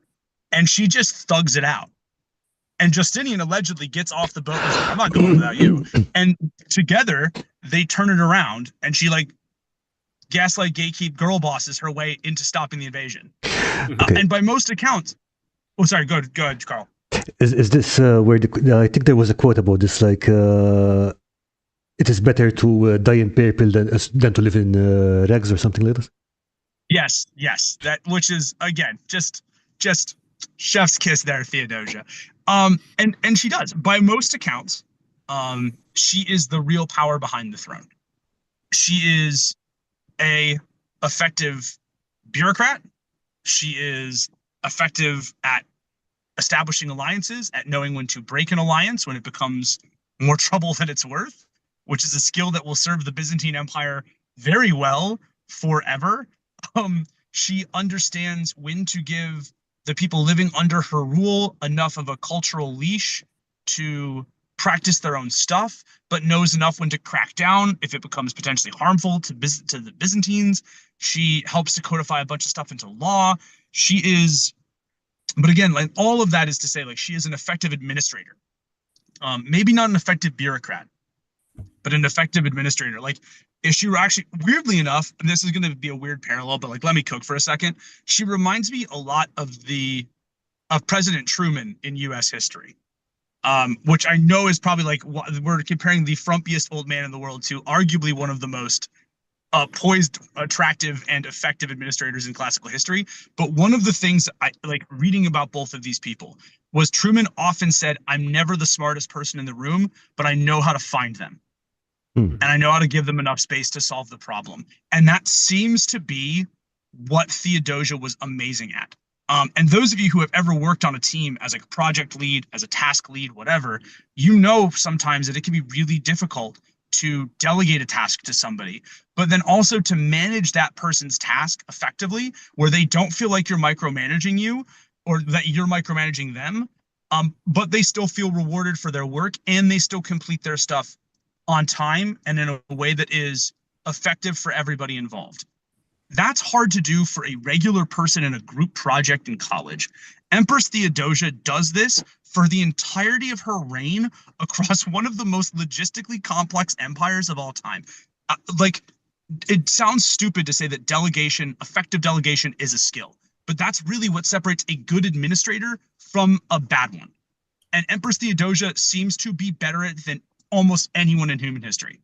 That's why she's my pick. Like, she knows how to manage people. She can give you just enough carrot or just enough stick to get what she needs accomplished. And that is insane to do for the majority of your reign. I'm also going to add on top of that, Kyle, just in case anyone thinks that Byzantium was a nice, quiet place. It wasn't a question of, hey, is there a riot today? The question is usually, what time is the riot today? Yeah, especially at the beginning of their. I think that coincided with the Nika riots. Yeah. Yes. Well, and I think you bring up a good point. I think it was the Nika riots, actually. Yeah, but, yeah, it is. But I think you bring up a good point too, Karl. Like, we take for granted that like the area that the Byzantine Empire holds is one of the most ethnically, religiously, and culturally diverse regions on the planet, still to this day. And she firms it. She firms it for like 20 some years. That's crazy. Like. Yeah. Well, and nuts. I think to go back to your team lead, your project lead thing, this is why I think she's incredible, if for nothing else, for essentially, I don't want to make this sound like I'm belittling her role, but for being there for Justinian. Yeah. And there's no doubt that, so again, context, right? So Justinian is the second of a line of emperors. So he does. I mean, his uncle was the first of this particular line. So they don't have a huge lineage, a huge imperial lineage going back, right? But Right. it is Justinian who commences the reconquest of North Africa, Italy, all of this. So that by the time his reign is over, the Byzantine Empire is about twice as big as it was when he came to the throne. But more than that, while he's doing all of this, while the Justinian law codes are being produced and all of this, she basically operates as lost him again. She basically operates in some sense as a spine, as a sounding board, as a way for as a way to know what the general population of the city is thinking. And they really are a team. You cannot separate them. That, I think that's the key, is that this period does not exist. The Byzantine Empire does not work in this period unless you have both of them. I think the only period that where they were not basically co-ruling was during the Justinian plague. Justinian had contracted it, was basically close to that for a few weeks, and just nope, it's okay, business as usual, still running the empire. Yeah. Yep. Well, and again, once. Sorry, what I was going to say is no, go finish your point. When she dies, it's like the air just goes out of Justinian. You know, he doesn't become dumber or anything, but I don't want to be melodramatic and say he loses his will to live, but he becomes less interested because, you know, she's been the one who's been with him through all of this. Yeah, I don't think it's unfair to say he loses his will to live. He certainly loses his will to rule, it feels like. There's a sharp decline in how effective he is as a ruler and in how effective the administrative state of Byzantium is after Theodosia's death. And I don't think she supports him so much as I think it's the reverse. Like, I think you need, especially at this time when it's so accepted you need a male emperor. I think he's not a figurehead, because I don't think that's quite accurate, but I do think he acts as a kind of anchor to let her make the policy decisions that she needs to make the Byzantines effective. Like, it's, you know what it is? Have you guys ever seen the pictures of those alligators with the birds that clean their teeth? Yes. Yeah. Okay. You know what I'm talking about? I can see what you're doing. Yeah, but wow. People assume that Justinian is the alligator and that Theodosia's the bird, and it's the reverse. She's the alligator. She just needs him to and he's the bird. But those two, and I don't know. I also, maybe this is not even historical. I love, and I love the idea that this woman that people thought so little of not only really did actually seem to genuinely love Justinian, insofar as you can love somebody in one of those situations where your marriage is, one of the things holding together an empire of millions, or at least into the high hundreds of thousands of the ancient times. But she really did seem to love him, and he really did seem to love her. And I don't know. That's actually really sweet. I kind of dig that. Yeah, I think she was if he said something, she could go, "That's stupid."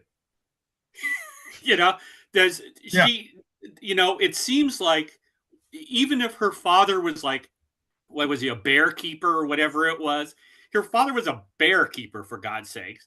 And, admittedly he was the emperor, but at the same time, as I've said, he doesn't have some magnificent lineage. They seem to talk as equals when they talk to each other. Yes. And that's kind of the cool part.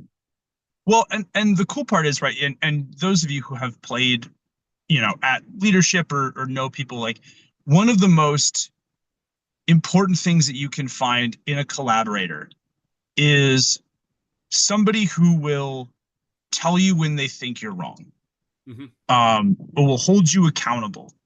And that accountability seems to stem both ways for both of them, which is really cool. It's written, and to Justinian's credit, it seems like he was not arrogant about listening to her, when he very easily could have been. But like that's what I mean is like you have two people who are willing to hold themselves accountable to do the hard work of governance and don't take it personally when it happens. Like that's rare. That's really rare. I think that time especially is, and I don't think I've ever read any version of this, but I think it's a possibility for one of the great what ifs. And that what if is, what if the plague of Justinian had not occurred? Because if it doesn't do what it did, which was pretty horrific, you end up in a situation where the Byzantine Empire has now become very close to making the Mediterranean a Roman lake again. Yeah. And strategically and economically, that is incredibly important. Look, nobody needs Britain. What do you need Britain for? If you need the tin from Cornwall, you send a ship and get the tin from Cornwall. But the economic importance of having the Mediterranean as literally the Mediterranean, it's the one at the center. If that plague had not decimated the empire, had not ripped apart this couple that had both experience and ideas, far beyond what a lot of the other emperors did, it could have been a very, very different place in the future. Oh yeah. So I just think it's a great what if, because they were on the upswing, Yeah. Yeah. It's interesting. I don't know. We get into speculative history, right? But it's like, what happens? Like, is that something that happens? Is that something that could happen? And like, then it becomes like, who knows? Yeah. Well, I mean, again, by this time, they control probably 80% of Italy. They control the North African coast. They control all of the Eastern Mediterranean. Who else is out there? There's nobody else out there to the west at this point. Right. So you're talking about the possibility of a resurgence of the Roman Empire, probably the closest that it would ever have been to happening. So, yeah. And then at that point, like, then we could call them Roman. Yes, we could. I mean, they did call themselves Roman. Yeah, they did. Yeah, well, they did. I mean, they refused to. Yeah. No, I think it's. I mean, the use of Greek, et cetera, it's different enough. Maybe 476 is a ridiculous time to put it at, but in the broad scheme of things, it's different. So. Yeah, I would agree. Yeah. That's my pick, though. I like Empress Theodosia. No, she's great. Yeah. She's absolutely a beast. Great. An absolute beast. Yeah, no arguments there. Okay, so let's see. Campaign that is saying is my favorite. How do I put her into a game, though? I have to do that, oh, right? Yeah. I have no idea how you do that. Oh, I do. It's Pandemic. Okay, there you go. You do, but like you don't do Pandemic with the Justinian plague. You do Pandemic with the Nika riots. Where you're like having to put down resistance in different categories of the city, and putting down resistance. You have different ways of doing it. Like if I was to design this as like maybe its own independent role-playing game, how you could totally completely put like a whole district of your city to the sword, but then doing so raises the overall city's discontent, and overall city discontent causes more smaller pockets of rioting to break out. And I think you have to do that balancing act. Yeah, I like that. That's what I would do. That sounds awesome. I'm not gonna lie, I would play that game. Yeah, I would too. I just love Theodosia. She's such like, imagine looking at the emperor of like the greatest thing. It's like, you're an idiot. Stop being a little bitch. Get off the boat. Come on, we have work to do, honey.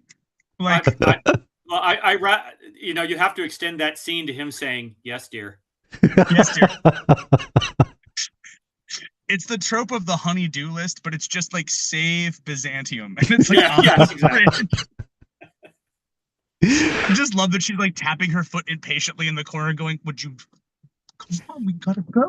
Like, I have to take the kids to ye old soccer practice soon. The barbarians aren't going to stop themselves. Have you rebuilt the walls yet? Like I told you 3 weeks ago. But But honey, Chariot Race Simulator came out. I'm managing my team. I love the idea. I love the idea that Justinian, it's like the trope of like the really like the corporate boss woman just marries the world's nerdiest like copy boy. He's in the fucking background. He's like, the Steam sale's on. He's sitting there. He's like, I love him. And I love Justinian too. I feel like we're shitting on Justinian, but I like, know it's really sad. Yeah. He was. I'm like, he was an effective ruler and a great administrator, all this stuff. But it's so like it's so funny to me.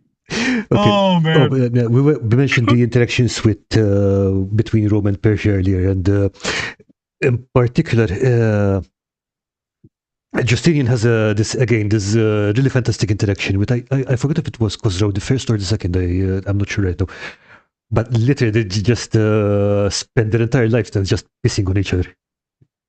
Yep. Yeah. It just goes back and forth.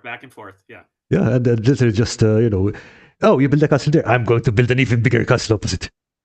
Yeah. Your god's cool. Hand, my god's cooler. Yeah. But I mean, this is exactly what happens in northwestern France, right? The Dukes of Normandy built something in the Vexin, so the King of France has to build something in the, So eventually there's just a Maginot line in the middle of France, basically. Yep. And that's your recurring Maginot line. What's your second pick? I'm curious as to what your second one is. Okay. First of all, 1 second, because campaign terrain mentioned, my favorite lady of antiquity is probably Hatshepsut. Definitely a strong pick as well, but this time I'm going with Herodotus of Halicarnassus. Big Daddy H, father of written history. Also a man of whom we know very little, and most of that is probably entirely made up. Yeah. Okay, so we do know that he was born somewhere in Turkey. We know that, it's not we know. In some sources, it says that he put down some tyrant or other, probably absolutely made up. But the important thing about him is that he sets down writing more cohesive kind of history than had been done before, that we know of at least. So before that, Greek historians would be mostly focusing on either a city or a family. So literally, history is the history of that city, history is the history of that family. Rather than taking a wider view, saying what's going on in the world and so on. Now, again, unfortunately, his sources, his research scientific rigor wasn't very high. His bar for acceptance was some guy in a bar told me this. Yep. Yeah. So we have to take it. It came to me in a dream. That's right. But yeah, I mean, it still makes amazing reading, but you do have to take it with a pinch of salt and several other references. Now, on the plus side, this makes him an amazing guy to fit in a game, because he's literally the Van Helsing or the Van Richten of antiquity. Yeah. Okay. What is this thing? You go to this guy. He'll probably give you a made-up answer, but he will give you an answer. Yeah. Are you going to trust him? Yeah, I mean, it's again, that's the problem. It's like maybe you can't put Homer on this list because now we're pretty sure Homer never existed, right? I think we agree that he's a bunch of different people. He's a bunch of guys, yeah, and they're not even together in the same room. It's not. So we can't even make the 12 guys in a toga. It's not joke. even epic by committee, right? it's guys hundreds Homer's of miles. six historians in a trench coat. Yes, exactly. Buddy, want to buy an ode? Yeah. I think. Yeah, I think it's kind of an interesting thing. Is like he kind of stands in for just the idea of somebody must have invented doing this thing. That's a very possible thing. Yeah. Yeah, there's got to be somebody who was the first one to do it. We've got to blame someone. Got his stuff, or at least some of it. It's going to be him, But you're right. It sort of sounds like it sounds like a pub trivia quiz. Half of his stuff, But at the same time, what else do you have? You don't have anything else. So you're like, well, that sounds made up, but it could be true. Could be true. And that's good enough for a lot of historians at that time. It's like, yeah, exactly. Is this good? Well, we should just be thankful that people said, if somebody at least gives a disclaimer at the beginning, as some of the later guys do. There's a couple of Roman authors who literally the beginning of their book is, I don't know if this is true or not. This is what I heard. If I'm not mistaken, Pliny did that in more detail. Say like I have seen this or I have heard this, and I cannot confirm this. Which is interesting, I think, because it's kind of anti-Aristotelian. I mean, you're just supposed to accept Aristotle, right? Aristotle just says stuff that he never tested, But so what I'm hearing is, though, it's okay to have a disclaimer at the front of your history things to talk. Sorry, I'm dying. That's inside baseball for me. We probably once every 2 videos, I get some chud in my comments being like, "Why do you mention you're a Eurocentric historian? Nobody needs to know that." Blah blah blah. I'm like, dude, like, if you're actually even half good at this, you're gonna be like, why the heck is he leaving out like a huge swath of world history? What are you talking about? Yeah. Okay, cool. I'm just happy to know that people had disclaimers too. I'm like, good. All right. Yeah, no, I mean, if they're honest, right? And the other thing is, remember, we don't have the original manuscript, so. Oh yeah, right? That's a very good point. It's quite possible that when it was, recopied in 600 AD, the guy just omitted the disclaimer. And in some cases, remember, we don't even have copies; we just have references from other authors. Yeah, like this guy was saying. So. But I remember reading Thucydides when I was in grad school, and I was like, you know what? This really is, given everything else, it's really pretty decent. Yeah. It sounds good. Especially if you're like, wow, this is the first guy or this is the first product. That's not bad. Oh yeah. Probably not as good as Thucydides, but Thucydides worked at it a little harder and actually lived through part of what he was writing about. So that always helps. Which does helps immensely. Yeah. All right, Tom, I'm dying to know what's your third pick. Is this the person you think is more competent than Agrippa? I'm sorry, I gotta know. Who you think it is. Okay. So again, this is something that Karl and I talked about a little bit, and this was actually my wife's idea. Which was we need to do one on people that would have been superstars, except there was a bigger superstar next to them.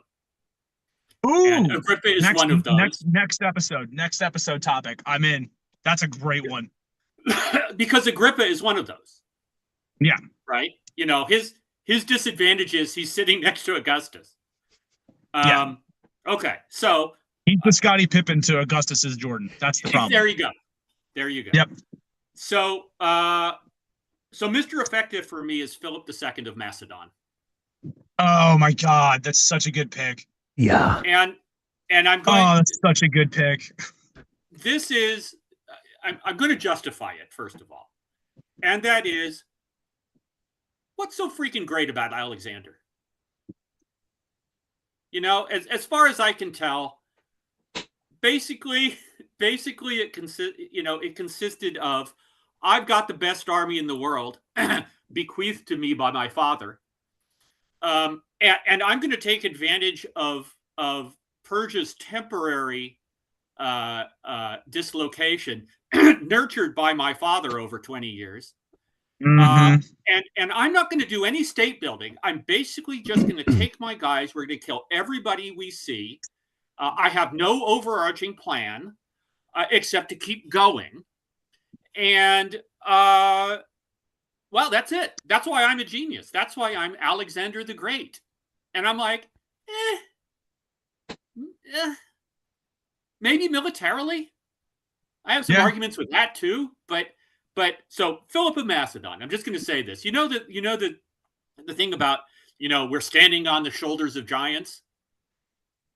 Alexander is standing on the shoulders of a giant among giants. Yes. And so Philip of Macedon. So I just context, right? When Philip becomes the king of Macedon, there is no Macedon effectively. And that's usual for Macedon. It is in constant conflict, both with external folks like the Illyrians and the Thracians. It is because it's in a weird way, it's not an elective monarchy. You do have to belong to the Argead dynasty, but everybody kills each other, and whoever's left alive is basically king. So it is chaotic. It is backwards. I'm not just saying that from the standpoint of the Greeks. It is backwards. It doesn't have institutions. It's a mess. Yeah. By the time Philip dies, by the time he's assassinated, it is demonstrably certainly the strongest power in the Mediterranean, and as his son shows, in the world. Okay. It has institutions. It has the best army. It has an integrated economy. It's an amazing accomplishment for the 30 years that he's on the throne. And he doesn't have to have 30 years. I think but the point is, he has a plan for that entire freaking 30 years. Yeah. He's still going. So we talked about Agrippa being a master of detail, but not losing track of things. That applies in spades to Philip. Philip pays attention to everything. Everything from the length of the pike, the sarissa, which he lengthens, right, to changing the armor that the Macedonian infantry wears, because if you have the reach with the sarissa, you don't mix it up as much, so you can 1-to-1, so you can have lighter armor, so you're more agile, so you can then, it's knock-on effects, right? So you can now maneuver more easily. Okay. So that's just that's a basic thing in the army. But he also is the first one to take the peasant levies that make up so many of these armies, and he actually organizes them. So that the Macedonian, it's not really heavy infantry, it's probably medium infantry, is more maneuverable than anybody else's infantry. Yeah. He also expands the aristocratic cavalry forces, so that for the first time you have at least a pseudo-Greek power that has an effective cavalry arm. Because nobody, what we think of as Greece, Athens, Thebes, whatever, nobody has that. So he has maneuverability like you would not believe. But he also understands that it has to be connected with other aspects of administration. So he, for example, knows that he has to present both a Macedonian face to his core support in Macedonia and a Greek face. Because if you want to get Greece, they have to, even if they basically think of you as a barbarian, you have to at least follow the rules, or at least look like you're following the rules. And he does that for 20 years. And when he finally becomes the hegemon of Greece, which he does in a way that I'm going to describe in just a second, he understands that the best way to not unite all of these Greeks against him is to give them somebody else to unite against, and that is Persia. Because if the only people at this point that the Greeks hate more than the Macedonians are the Persians, and it's been like that for 200 years. So when he dies, when he's assassinated, he already has 10,000 men in the Western Persian Empire ready to go. That is the advance guard that is waiting for Alexander. So he has put together over the years a diplomatic, economic, and military strategy that I believe is probably only equaled by Bismarck. It's coherent. He makes it work, and he'll do anything he needs to do, but he's patient.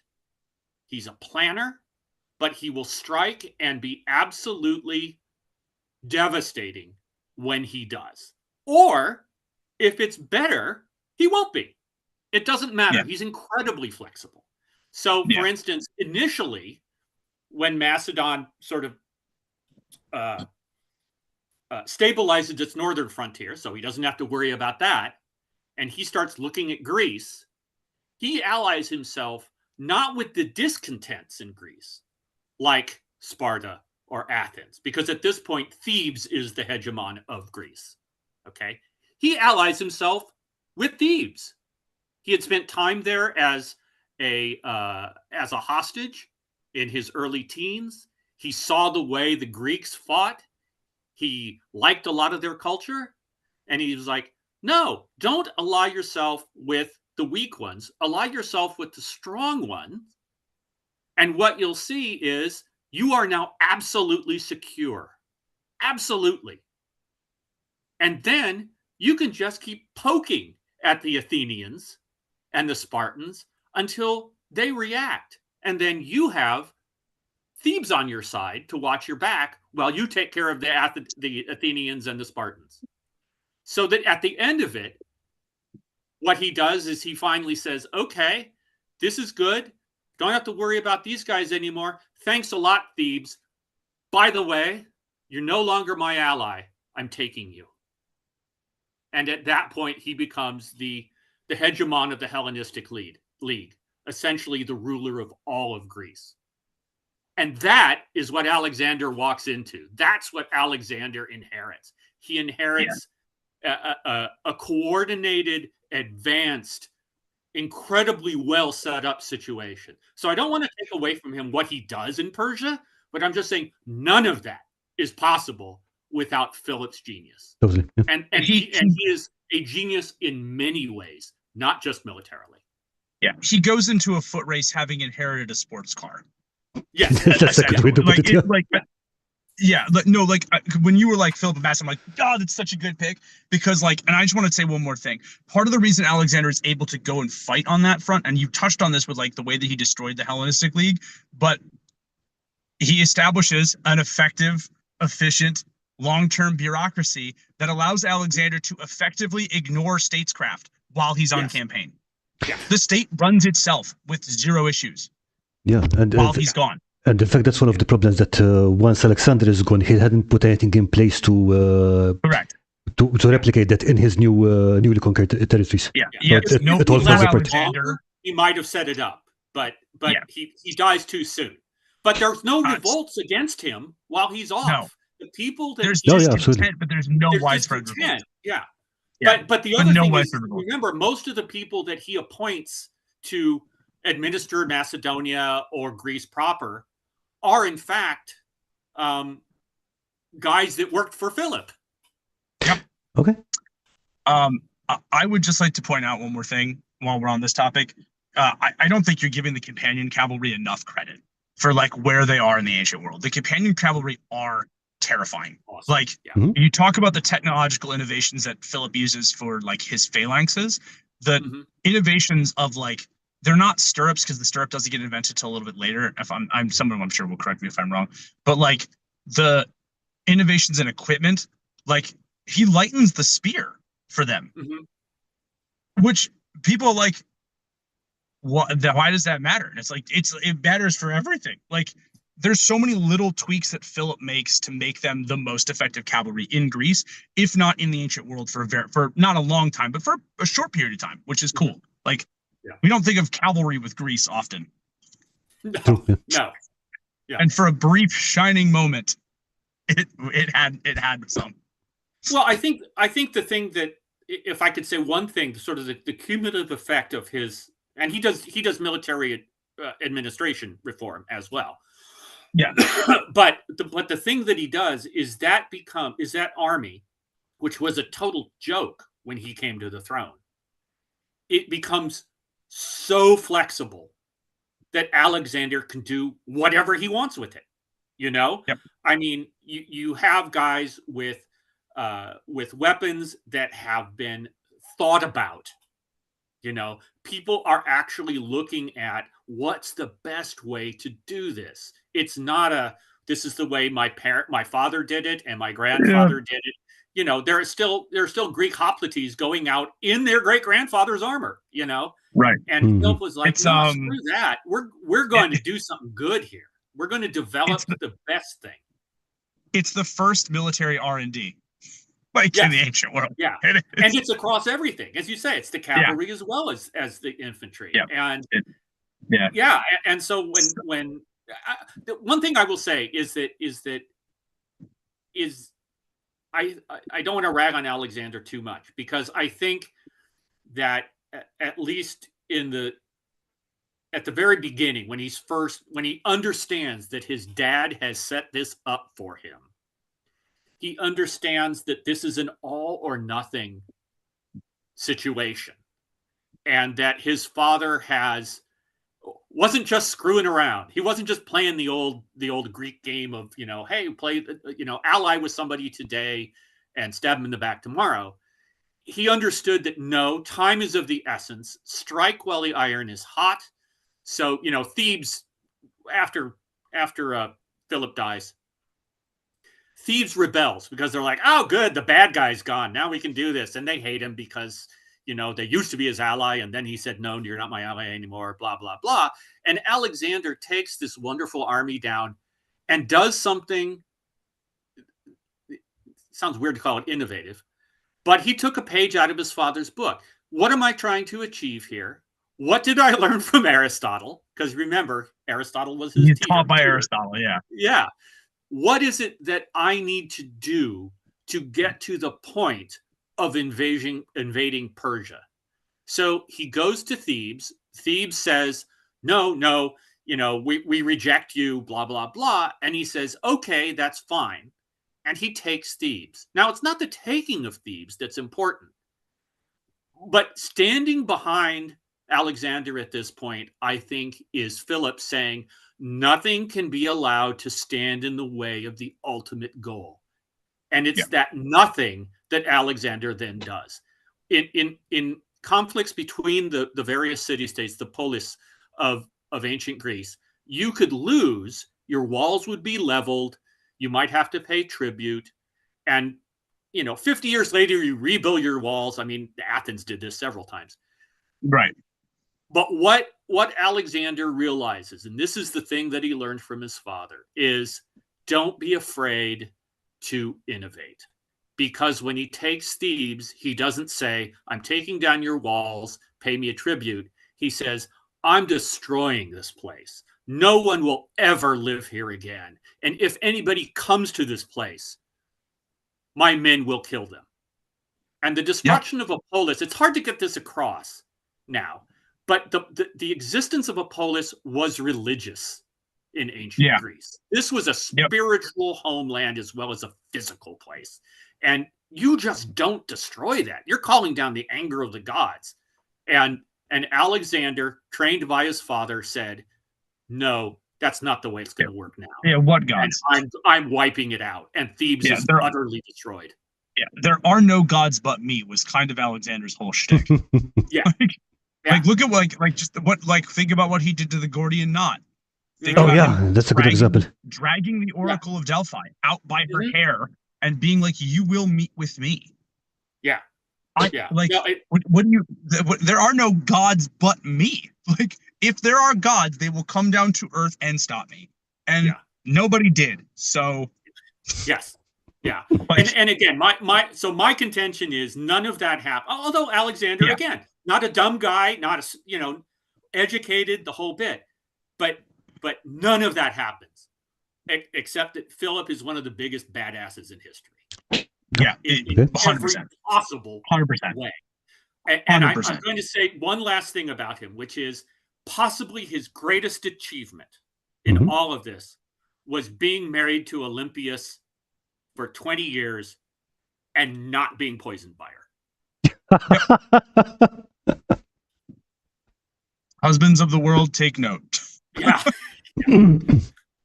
That's sort of like that Winston Churchill joke about Lady Astor saying, if you were my husband, I'd give you poison, and him saying, if you were my wife, I'd take it. I'd drink it. Yeah. Yeah. Listen, if we've learned anything today here, folks, you should marry a partner who is good for you. Yeah. Justinian did it. Philip did it. Agrippa did it. I'm just saying, if we've learned anything today here, folks, find a good spouse. Guys, gals, non-binary pals, whatever. Just make sure that if your empire is being sacked, they're going to get you off the boat, help you build the state up, whatever, man. You can't, that's it. You got to do that. Yeah. Yeah. So, the marriage advice of antiquity, ladies and gentlemen. Yeah. I love Philip. He may be my favorite guy in the entire classical period. Okay, so how would you put him in a campaign? I have no idea. He is too big to be contained in a game. Yeah, I get that picture too. I would absolutely lose my shit trying to run him in a game. You assassinate him. Well, you know, that didn't work ultimately, but it took a few decades. The players are the assassins. Like that would be interesting. You're right. You can't ally with him. How do we kill a man who is this effective? You can ally with him. You can ally with him, but what is that actually worth? Yeah. Oh, okay, yeah. Right. And again, it's not that he wasn't duplicitous in the sense of I'm going to do this. He played by the rules. He just made sure they were his rules. Yeah. All the players are Theban expats, and that's the game. That's good. That's the game. How do we kill a man who is this well protected and well organized? Yep. Yeah. That would be a fun one to work out, even just from the details of setting up the situations for it. Well, and there's also, by the way, there's also some evidence. It's not conclusive. There's some evidence that you know, people always gathered information, right? Mm-hmm. There's some evidence that Philip actually had a real, actual intelligence service. Ooh, okay. I mean, it's funny would explain a lot. Yeah, I mean, well, he had fingers in so many pies that, you know, he was, you know, collating information from all over the place. And he certainly needed somebody. I don't know if you want to call him a spy master, but like one of the guys that I was thinking about doing later on was Sir Francis Walsingham for precisely that reason. But if he's a guy who can do all the things that he did, and we know he did, if he invented, you know, the spying basically as an occupation, it wouldn't surprise me. Yeah. Yeah. I like it. Okay, so I like her. What's your next pick? I want to follow my heart. I was gonna be like, we're gonna be here forever, and I don't care. I'm picking my favorite figure in human history. Arguably the greatest classical figure of all time. Please give me Hannibal Barca. Give me the greatest threat to Rome. Give me the greatest tactician that has ever lived. Give me one of the greatest organizers that has ever lived. Give me one of the greatest multicultural statesmen who has ever lived. Give me a man who is capable of understanding and assuaging the concerns of religious, political, and cultural groups in ways that would cross divides and unite them in ways that we have probably never seen and may never see again in human history. Hannibal Barca is the GOAT. He truly, truly is. For those of you not in the know, Hannibal is a Carthaginian. He is the son of Hamilcar and the brother of Hasdrubal, who was another great commander in his own right. And he fought what is called the Punic Wars. This is the Second Punic War against Rome. Carthage at the time of the Punic Wars, and in the classical period in general, is Rome's really only big rival. There is no other city-state, I would argue, that has the strength. Even Egypt didn't have the strength to truly fight Rome the way that Carthage did. Carthage was a shipping, maritime, mercantile empire, the likes of which the world had never seen, and arguably didn't take Rome seriously enough the first time around. And despite that fact, Hannibal still almost wins. Now, there's a lot of cool things that people talk about with Hannibal. Like him crossing the Alps with elephants is insane. Him defeating Roman legions at like literally 15-1 numbers odds in antiquity is insane. But to give, I think the biggest example that I can give about how important he was, how respected he was comes from his friendship with Scipio Africanus. Scipio Africanus, for those of you who don't know, is the guy that beats him. He's called Africanus because he subjugated Africa. Just take a second, take a beat, audience. Think about what it takes to subjugate the continent of Africa, a continent so fucking vast. We have trouble dealing with it as modern people. And Scipio Africanus said that Hannibal was better than him. Literally every single time, which is crazy work. He's like, I won because the state was stronger. I won because the Carthaginians at one point sold Hannibal out because they were like, this is going on too long. Surely if we sue for peace, Rome will let it go. Hannibal was the only one who truly understood that Rome was never going to let it go.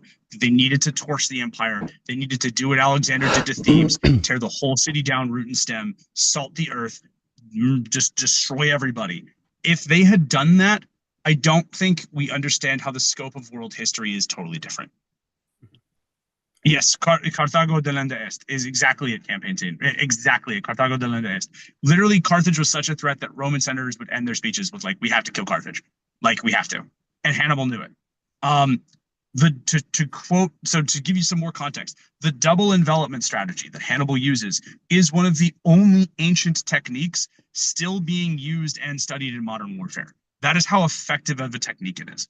The idea of showing a weak line to allow the enemy to press into it and then allowing stronger flanks to surround the enemy and defeat a numerically superior foe is still taught in the Marine Corps in the US. It is a commonly used Marine Corps squad tactic. That's crazy work, and they credit Hannibal with it.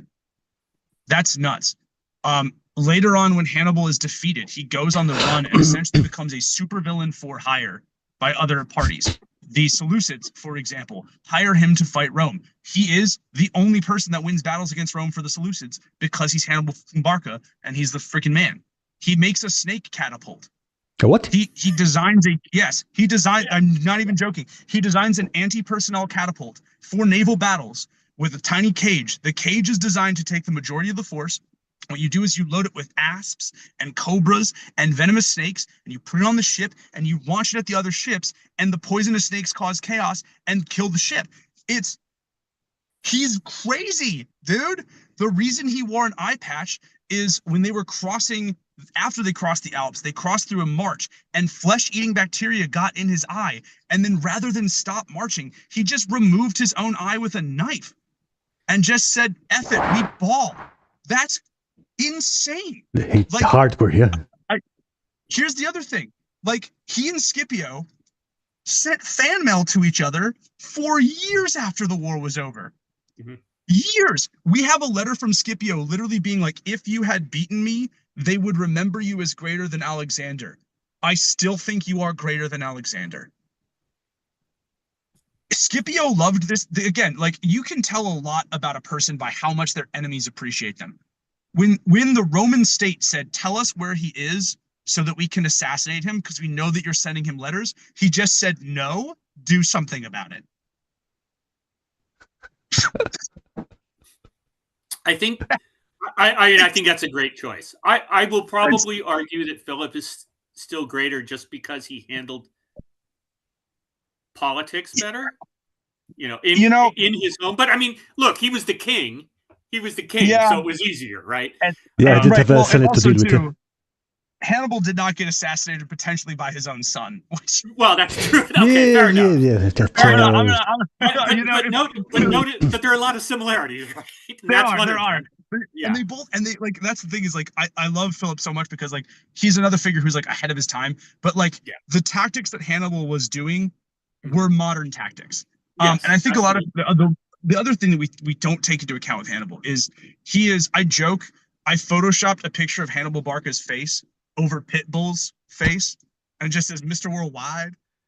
Because like, which is so stupid, but it's true. Like, his army was light infantry that were Celts, Balearic slingers, Syrian heavy infantry, Numidian cavalry, African elephants, Roman deserters, Spanish irregulars, and he somehow was able to speak those languages, bridge those cultural divides, and turn this into a fighting force that beat a highly organized, motivated Rome. this was not Rome at like its weakest. This was Rome at one of its strongest points in history. Oh yeah, totally. Yeah. And they got dog walked by this man repeatedly. It's again had Carthage. They're like again had Carthage understood the threat that Rome posed, had Hannibal been able to return. Like I think to your point, Cross, I think he is good at politics. I just don't think he had the opportunity to return home and work as a statesman in the ways that he could. Because the guy clearly understood politics enough to negotiate terms and divides throughout the ancient world after the war is lost, but he's never given an opportunity to return home, A, because he has to stay in Rome to fight, and B, because I don't think Carthage ever wants him to return home because they know what'll happen. But like if Carthage hadn't sold him, if he had an opportunity to return home, if Scipio hadn't won an additional battle against his brother Hasdrubal and prevented the Carthaginian forces from reuniting. Like there's so many different things. We could all be speaking Etruscan today. Well, so I think it's crazy. I think, I mean, I basically agree with you, but here, I guess a couple of things. And one is that, like we talked earlier when we were talking about Marcus Junius, about the aristocratic families running everything. Carthage is still very much like that. Right. So when he is in Italy, being all successful on behalf of the Barcid family, right?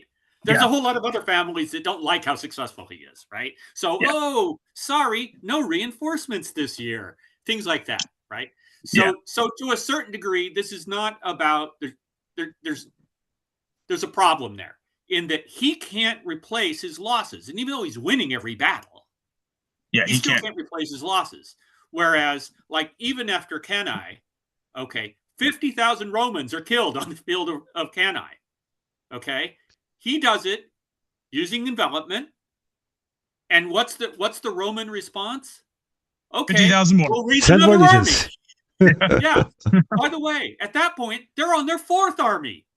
Yeah. Okay. I mean, obviously they don't have to ship any of these people. They're in Italy, right? So they just keep calling on the population. The population is like, yes, sir, we're showing up to fight. And so that really to a certain degree, it comes down to accidents of geography and aristocratic infighting. That's what dooms Hannibal at the end. Not 100%. Anything that Hannibal or even arguably Scipio does. Yeah. And I think what's crazy is Scipio, was also on my short list of figures to talk about for this, because I love Scipio Africanus. You talk about like another one of the ultimate stories. By most accounts, pre-Second Punic War, Scipio is, I forget, Karl, are we allowed to swear? Yep. I always forget if we are or not. But like he's a screw up by most. Yeah, he's a loser. Yeah. Like my favorite account of Scipio is he's at a matchmaking event. His family is trying to get him a good Roman woman to marry. And they find him banging the brains out of a 50-year-old woman while he's in his 20s. The dude apparently just liked older women. And nothing wrong with it. He's at the matchmaking event, essentially banging the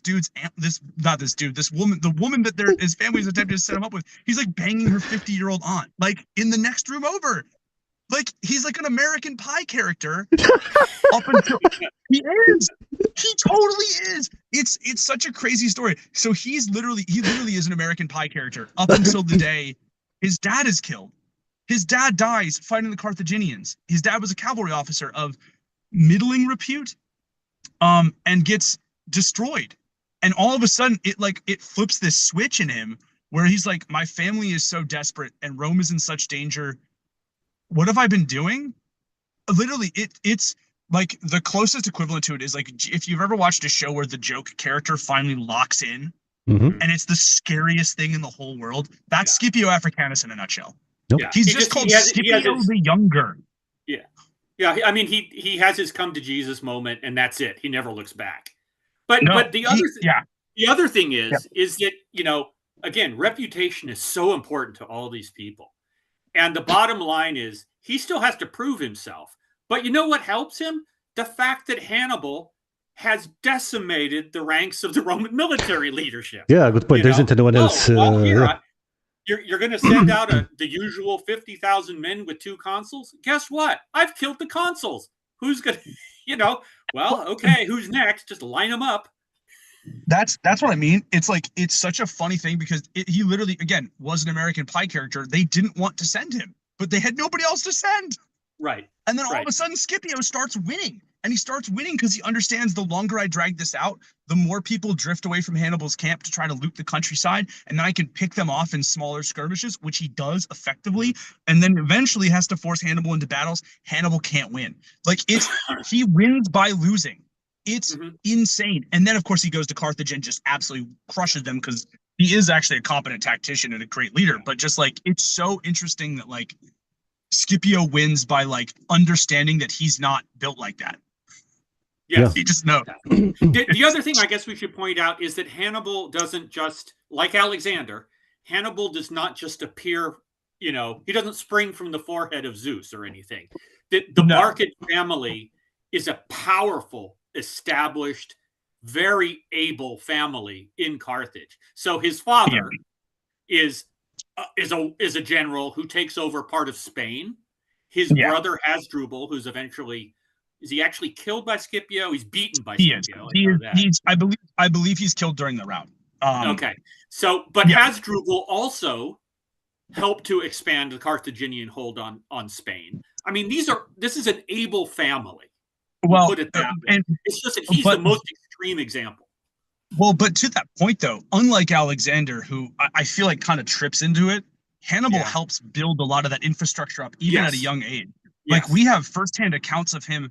Like, it was like Hamilcar thought it was so important that his sons understood the power of Rome that they weren't raised in Carthage with the other nobility. They were raised in a mercenary camp in Spain. Like, Hannibal grew up like guts from berserk, basically, in a soldier camp. His dad made his sons cut their hands open and swear a blood oath to destroy Rome or die trying. Like, this was a kid at 15 who was leading skirmish forces. Like, this is not... His dad was like, you're going to learn, and Hannibal... actually most of his brothers too, to be honest, all of them seemed to like they put the work in, man. Like it's intense. Reading about his childhood is intense. It also tells you that his father understood what was at stake here. It's like there's only going to be one whatever we want to call it, one nation. I'll call it that. One shot at this too. Yeah, that is going to come out of this alive, and I want it to be us. And I'll do everything I can to make sure that it is. And once again, we get to the point that foresight gets you in trouble. Yes, because they knew, and once it, well, the funny thing is, though, I will actually say that with respect to the Carthaginians,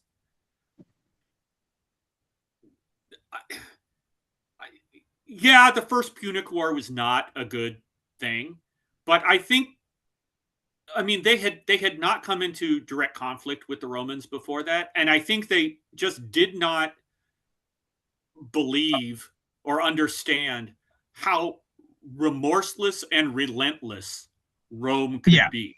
Yeah, and had they taken the First Punic War seriously, they probably could have won it. Yeah, which is the crazy thing. Absolutely. Like, they had so much wealth and they were so well positioned, and they just didn't. Well, and they knew the ground. They'd been in Sicily for a couple of 100 years. I mean, it's back to the, we're not going to send any reinforcements this season. And it's like, send the freaking reinforcements, or you're going to have 120,000 Romans breathing down your neck. Politics. And they did. Yeah, and they did. And all of a sudden, 120. Oh my God, 120,000 Romans. Who could have seen that coming? and that is the first overseas Roman expedition. Yeah, definitely one of their earliest naval ones as well, because I think they had to copy the ships. They had to build a fleet from scratch and figure out what to do with it. Yeah. But the point is, they did, and they would throw any resources into it. Yeah. And that's the thing. Rome is always so good because it's the state. Like, Rome doesn't have the issue of we're not sending reinforcements this season. Rome is, we will throw everything we have at a problem until it's gone, or until it's been Romanized. Yes, and either way is fine, Yeah. But yeah, I mean, yes, and part of that is the governmental / bureaucratic structure, right? If you're a consul, you're only a consul for 1 year, so you got to get things done. You can't sit on your ass. Good point. You know, Yeah. and when there are ones that sit on their ass, they're out, and somebody else goes in. Yeah. Karl, I'm going to sit here and I will talk about Hannibal all day, but I want to know what your third pick is. Okay, before I do that though, how would you put Hannibal in the game? Apart from the snake catapults are awesome. They have to be in every game. Yeah. The snake catapult. Well, all right. Well, then okay. I guess I can't use the snake catapults now. What is it? I thought this was a free country. No, I think if you're going to do one, it would be really interesting. I think there's a couple of ways you could do it. You could do the countryside campaign of those skirmishes between the Romans and between the Carthaginian break-off forces or splinter forces. I think that's a really interesting one you could do. Like if you cast the players as the Romans who are hunting down bands of, like, yes, they're small, yes, they're disorganized, but they're still at this point heavily experienced mercenary soldiers. It kind of gives the vibe of a Fire Emblem campaign, if I'm being honest. Where it's like you start with smaller skirmishes against small amounts, and then as it goes, it turns into massive geopolitical conflict. Holy crap, it is a Fire Emblem campaign. Oh my god, it's not kind of, it is just a Fire Emblem campaign. I think that's one way that you could do it. I think realistically, a geopolitical jockeying game in Carthage would be amazing. I would love to see how we could change things around, go into speculative history. Or you could do, I think this is probably my pick. You could do the hunt for Hannibal. Yeah. Afterwards. That would be really interesting. Create monsters to fight Hannibal. That's right. Pokey Romans. That's a good call. That's a good call, Thunder Makers. I like that. Pokey Romans it is. Go, Flaccidus. I choose you. We're just crawling through the aqueducts and like looking for Latinized Pokemon. Okay, actually, that's it. That's the game. No, that's not. Not Hannibal, Jason. But no, I think the hunt for Hannibal would be an interesting. That would be super interesting, I think. Yeah. Right. Like imagine like knowing that you are up against the greatest enemy of the Empire, somebody who is wily and capable and effective, and they're just elusive and slippery as an eel. Like Hannibal lives to like 65 or something like that before the Romans finally catch up with him, and he bites down on the arsenic reserve that he keeps in a silver ring. Like even the way he goes out is just insane. Like, So yeah, I don't know. The hunt for Hannibal, and that also tells you something about the Romans, right? Rome does not forget. Rome does not forgive. Yep. Nope, it does not. It does not forget. It does not forgive. Well, and also too, I think it had Hannibal like faded into obscurity. It probably could have lived to old age and died of old age.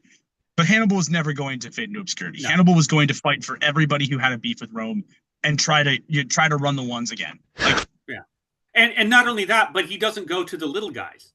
He goes to he goes to a Seleucid I'm not even, again, I guess I'll call it a kingdom. A Seleucid kingdom that, okay, it's not as well organized as Rome, but it's freaking huge. Yep. It's got manpower reserves like you wouldn't believe. It could conceivably take on Rome, especially if it was led by somebody like Hannibal. Yep. Yeah, absolutely. And again, though, it's so funny with the Seleucid example. They don't listen to him, which is why they lose. No. Like, everything he says that the Romans are going to do, they do, and they all come to pass. And the Seleucids are like, how did this happen? And he's like, you're all so stupid. I mean, he's like, this is so painful. You think they would listen to the guy they specifically employed to do that thing, but no. Yeah. Yeah. Why give him a place at your court if you're not going to listen to him? I feel like that is a question that talented middle managers and employees have been asking about businesses since time immemorial. Yeah, why did you hire me to do the job if you're not going to listen? Good God. Yeah. It's a tale as old as time. Yeah, fair point. Hannibal and Office Karl, Space. Number 3. Okay. Pick number 2. You're going to call me a basic bitch, but I'm going with Augustus Caesar on this one. Yeah, nope, that's fair. Okay, that's the fair pick. I mean, I may say it's not sexy, but I can't say it's not absolutely correct. Okay, so points about this. He is the motherfucking man. Oh yeah. Now, where I see it, if he had not stepped in and done the whole empire thing, I'm pretty sure that Rome would not have lasted very much longer. I mean, I would say 2-3 more generations because of the amount of political infighting that they had at that time. They still had infighting after him, but at least there was one authority rather than bunch of families all trying to murder each other. Then they had just to murder one person. It was much more convenient.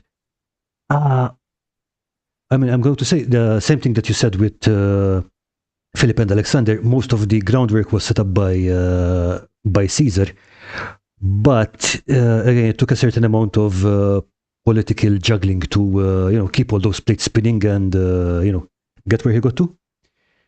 Plus, interesting point. I think we talked about this last time. I think he's one of the few people in history where we can say that history might have been a bit smoother if had more children, which is usually the opposite. Okay, Karl and I were talking about this yesterday. Yeah. Just like, sort of like, because succession crises are the worst crises, right? Because they're automatically a civil war. Yeah. So Augustus, no, probably, I mean, who knows? Look, Livia probably poisoned all of his kids anyway, but Yeah, point. Plus, I mean, look, there's also no guarantee that if he had any of his own offspring, they would not have been crazier than Tiberius or what have you. Right. Yeah. Yeah. Yeah. So it's all the lead in the pipes, right? But yeah, it's funny. We were talking about this, like, with him, it's a case of too few heirs. And then, with like Louis the Pious, it's a case of too many heirs. So it's hard to hit that sweet spot, mortality being what it is.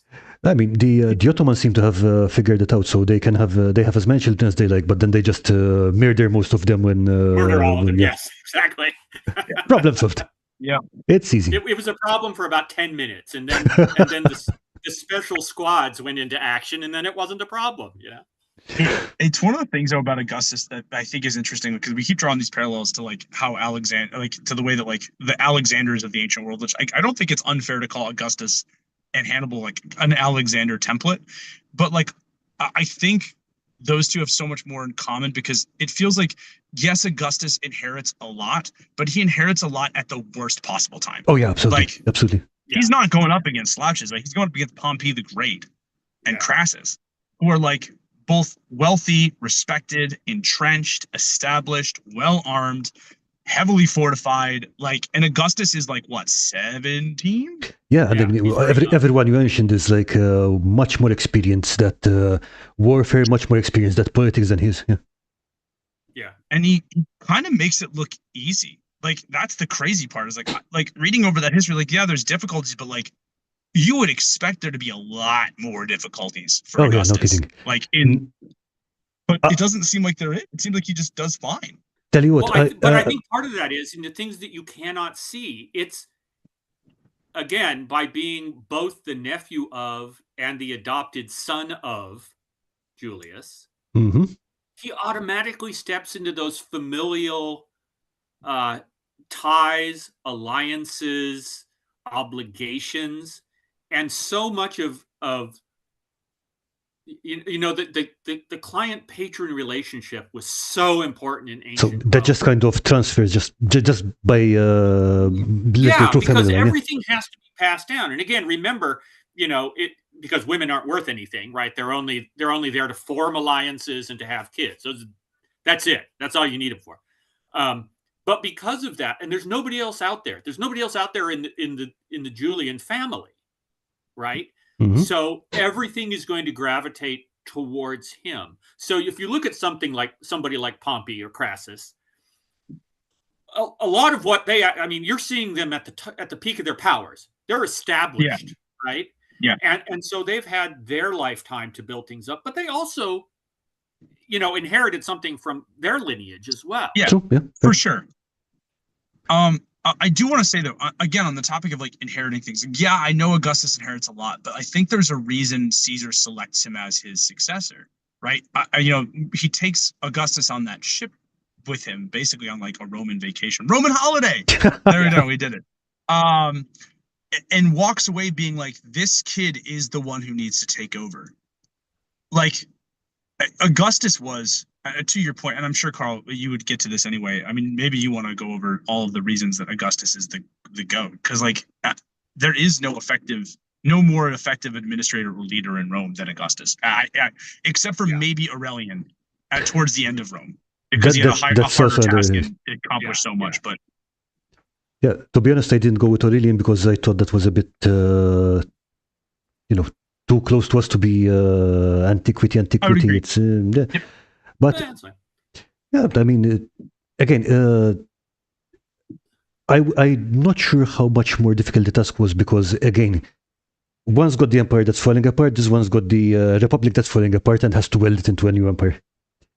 But one thing I would say about the making it look easy, I would not be shocked if he had the histories written after the fact. I think that makes a whole lot of difference. Yeah, we basically live in an Augustan world, right? Oh yeah, I mean, look, think about the footprint, just purely the footprint of the Roman Empire over and above the Republic, and right. Well, how many people? Well, I know we all know, but like nobody ever said, when they say the Roman Empire, they think it began with Augustus, and I'm not arguing. In a way, it did, right? But the important point is that he never called himself emperor. Right. In other words, I think one of the keys to Augustus is, and maybe this goes back to something about his uncle as well, is that Julius was the guy who could, because of the position he was in, and did take the big chances. It wasn't Augustus who crossed the Rubicon. It was Julius. And I think maybe to go back to we're on the ship together, what is it that we can both, contribute? Is that Julius is saying, not I've done the hard part, I've done the appropriate thing, right? And now your job is to stitch it together. And I think the key is that Augustus knew when to stop. He didn't try to create the Roman Empire. He effectively created it, but he didn't go, right, I'm the emperor, everybody do what I say, it's a unitary state. He did it gradually, he used euphemisms, but he put his hands on the levers of power. He created without saying machinery for it, kind of thing. Yeah. And I think that's really the key, is that he was, there were a couple of times when he was just like, no, I think the important thing to do here is to kill them all. And I'm not going to lose any sleep over it, because that's the appropriate thing to do. I think the thing about Augustus is, like, destruction is the work of a day and creation is the work of a lifetime. Yes. Julius gets a lot of credit because he does the sexy thing, like, quote unquote, right? Like, in crossing the Rubicon, crushing the Gauls. In Roman society, that's the sexy thing. Yes. What Augustus does is the kind of effective total administration that most people in real life find so tedious and so boring, but that he is so good at and so effective at. Like, again, we talked about how great Marcus Agrippa is. Augustus is still better. Like, and that's the crazy thing, is like Augustus is doing the least sexy work possible, but he does it in such a way that is so important. His victories over Pompey and Crassus are massive. I don't ever want to take away from those things, I think, when we talk about the Roman Civil War, but his understanding of how to make a bureaucracy that is robust and strong, efficient, and that will last, while also keeping the people on your side, and not getting murdered by the Senate. Exactly, and making it so that not only does he not get murdered by the Senate can't even consider the possibility of moving against him. And not only do they not consider the possibility of moving against him because they don't think they can, most of them just don't want to. That's crazy. Like, he puts them into such an effective position. They're like, we could off the guy, but then what? Yeah. What do we gain? Now we're back to civil war. Yeah. Right. Well, and not only that, they're prosperous, they're safe, they're appreciated, they're stable. Like, when Augustus says, I found Rome a city of brick and I left it a city of marble, he's not joking. And he's not just talking about the buildings. Every system that he touches in Rome gets overhauled, improved, and altered in ways that are demonstrable upgrades from where they were prior. Yep. Now, is Augustus a perfect ruler? Probably not. I don't think there is a perfect ruler, but like if you're going to go to a textbook closest example of a perfect ruler, you would be hard pressed to find a better upgrade than Augustus. Yeah. Insane. I mean, in some ways, he's like he kind of does the work that it usually takes a network of people to do. Mm-hmm. Like even the position takes up. He takes over. It's fractured by the Civil War, and I think again, Julius, I think is crucial here because Julius both points out to the aristocratic families that have traditionally run Rome about how bad it really is. This is how bad the last 125 years have been. Okay, so I am only able to do this because of how bad this is. Okay, but just by the fact that I succeeded and you offered me a crown, I have shown you the way out. And so when Octavian says, you know what, he was right, it sort of gives permission to these aristocratic families to say, you know what, as long as our families prosper again the way they used to, we're signing up. Yeah. You know, that is fine with us. And again, he understands when to stop. Okay, well, I'm going to declare myself Pontifex Maximus. Okay, is it going to change anything? No, not particularly, except perceptually. Okay? And I'm not going to call myself emperor or king, because certainly king is something you don't want to be called in Rome. Yep. You know, he's like, no, I'm just the first citizen of the Republic. I mean, I know it sounds like Star Wars, right? But there's a reason for that, is that he's like, I'm trying to not offend your sensibilities. Your power, your direct power will decrease, but I will leave you in possession of your accomplishments, status, wealth, wives, daughters. I will give you I will give you the right to participate in things that will bring you wealth like you've never known. And all you have to do is, I hate to say bow down towards me, because it isn't that obvious, right? It's just, let me just get on with what I'm doing, which is back to your point, Kyle. I need to build this aristocracy. I need to build the methods and the structures of government. And you need to, if not be a partner in that, you need to at least let me get on with it. It's the least sexy world building imaginable, and it's so brutally effective. It is wild. Like again, Augustus is I love and it doesn't get better than his final words on this earth, like as he dies. Like, it's such a fitting thing for him to say when he goes out, where he's like, and have I played my part well, then applaud as I exit. He knew what it was. He knew what the job was. And he did it. Oh yeah, absolutely. He did it with the kind of like clinical effectiveness I expect from a John Wick film. Like, literally, there's not a missed shot, a missed reload, a missed opportunity. And when it's done, he doesn't glorify in it. He just says, did the work get done well? Then I've done my job. Deuces. And like that's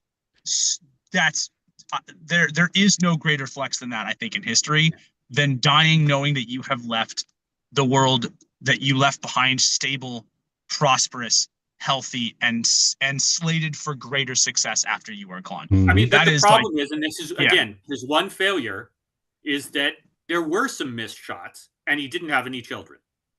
Yes, that's true. That you know. Badum. Augustus was so busy doing the not sexy things, he forgot to do the sexy things. That's right. That's right. Augustus, bro, you were too locked in. Well, yeah.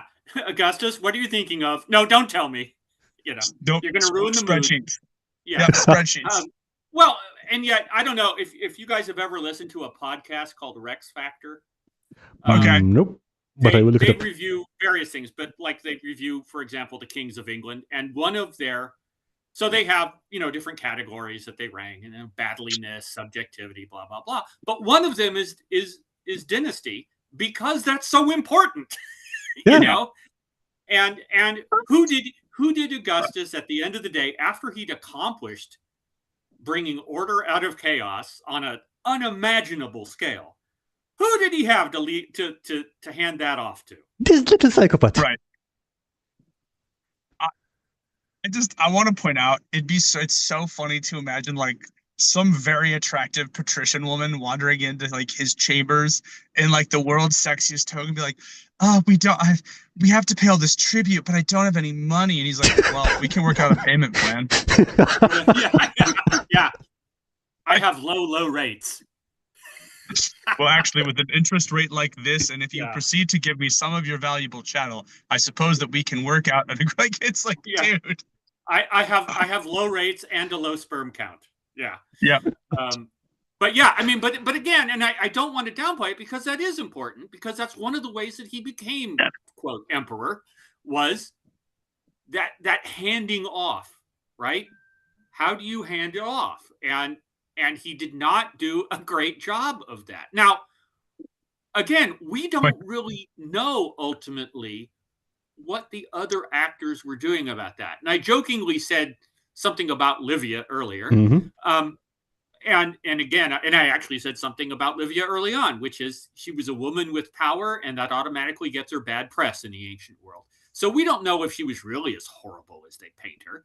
But certainly the received wisdom of the ages is that if Augustus had a child that he favored, and it wasn't one of her kids or somebody that she was sponsoring, that person was in deadly danger. Just watch I, Claudius, and all I can think about when you're like, he has nobody to hand it off, and like, yes, because that we were too busy handing it off. Like, that's yes, exactly. I can see it now. Augustus, I don't want to be critical, but I don't think you have the full idea here. I think you're not clear on the concept. In a crazy circumstance for Roman emperors, this one didn't fuck enough. Yeah, it's not just Roman emperors. I mean, again, it's a recurring problem of the history of. Yes. Yeah. The one emperor didn't whore around enough. That was the issue. Yeah. That's awesome. Well, it's because he didn't have any sisters. Oh God. We're still talking about the Roman Empire, right? Not the whole Roman Empire. Roman Empire. Oh, honestly, I can't think of a better note to end this episode on than us dunking on Emperor Augustus and calling him a virgin is crazy. Well, that was good. Enjoyed that.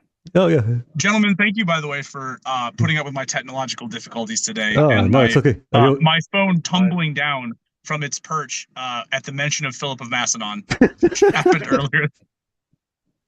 You couldn't handle it. It's okay, man. Actually, I just thank you for realized too joining that, us. like in the Zoom thumbnail, it's like we're just three bald guys. So if we ever do make a more permanent podcast and we don't call it three bald guys, I guess Tom's got hair.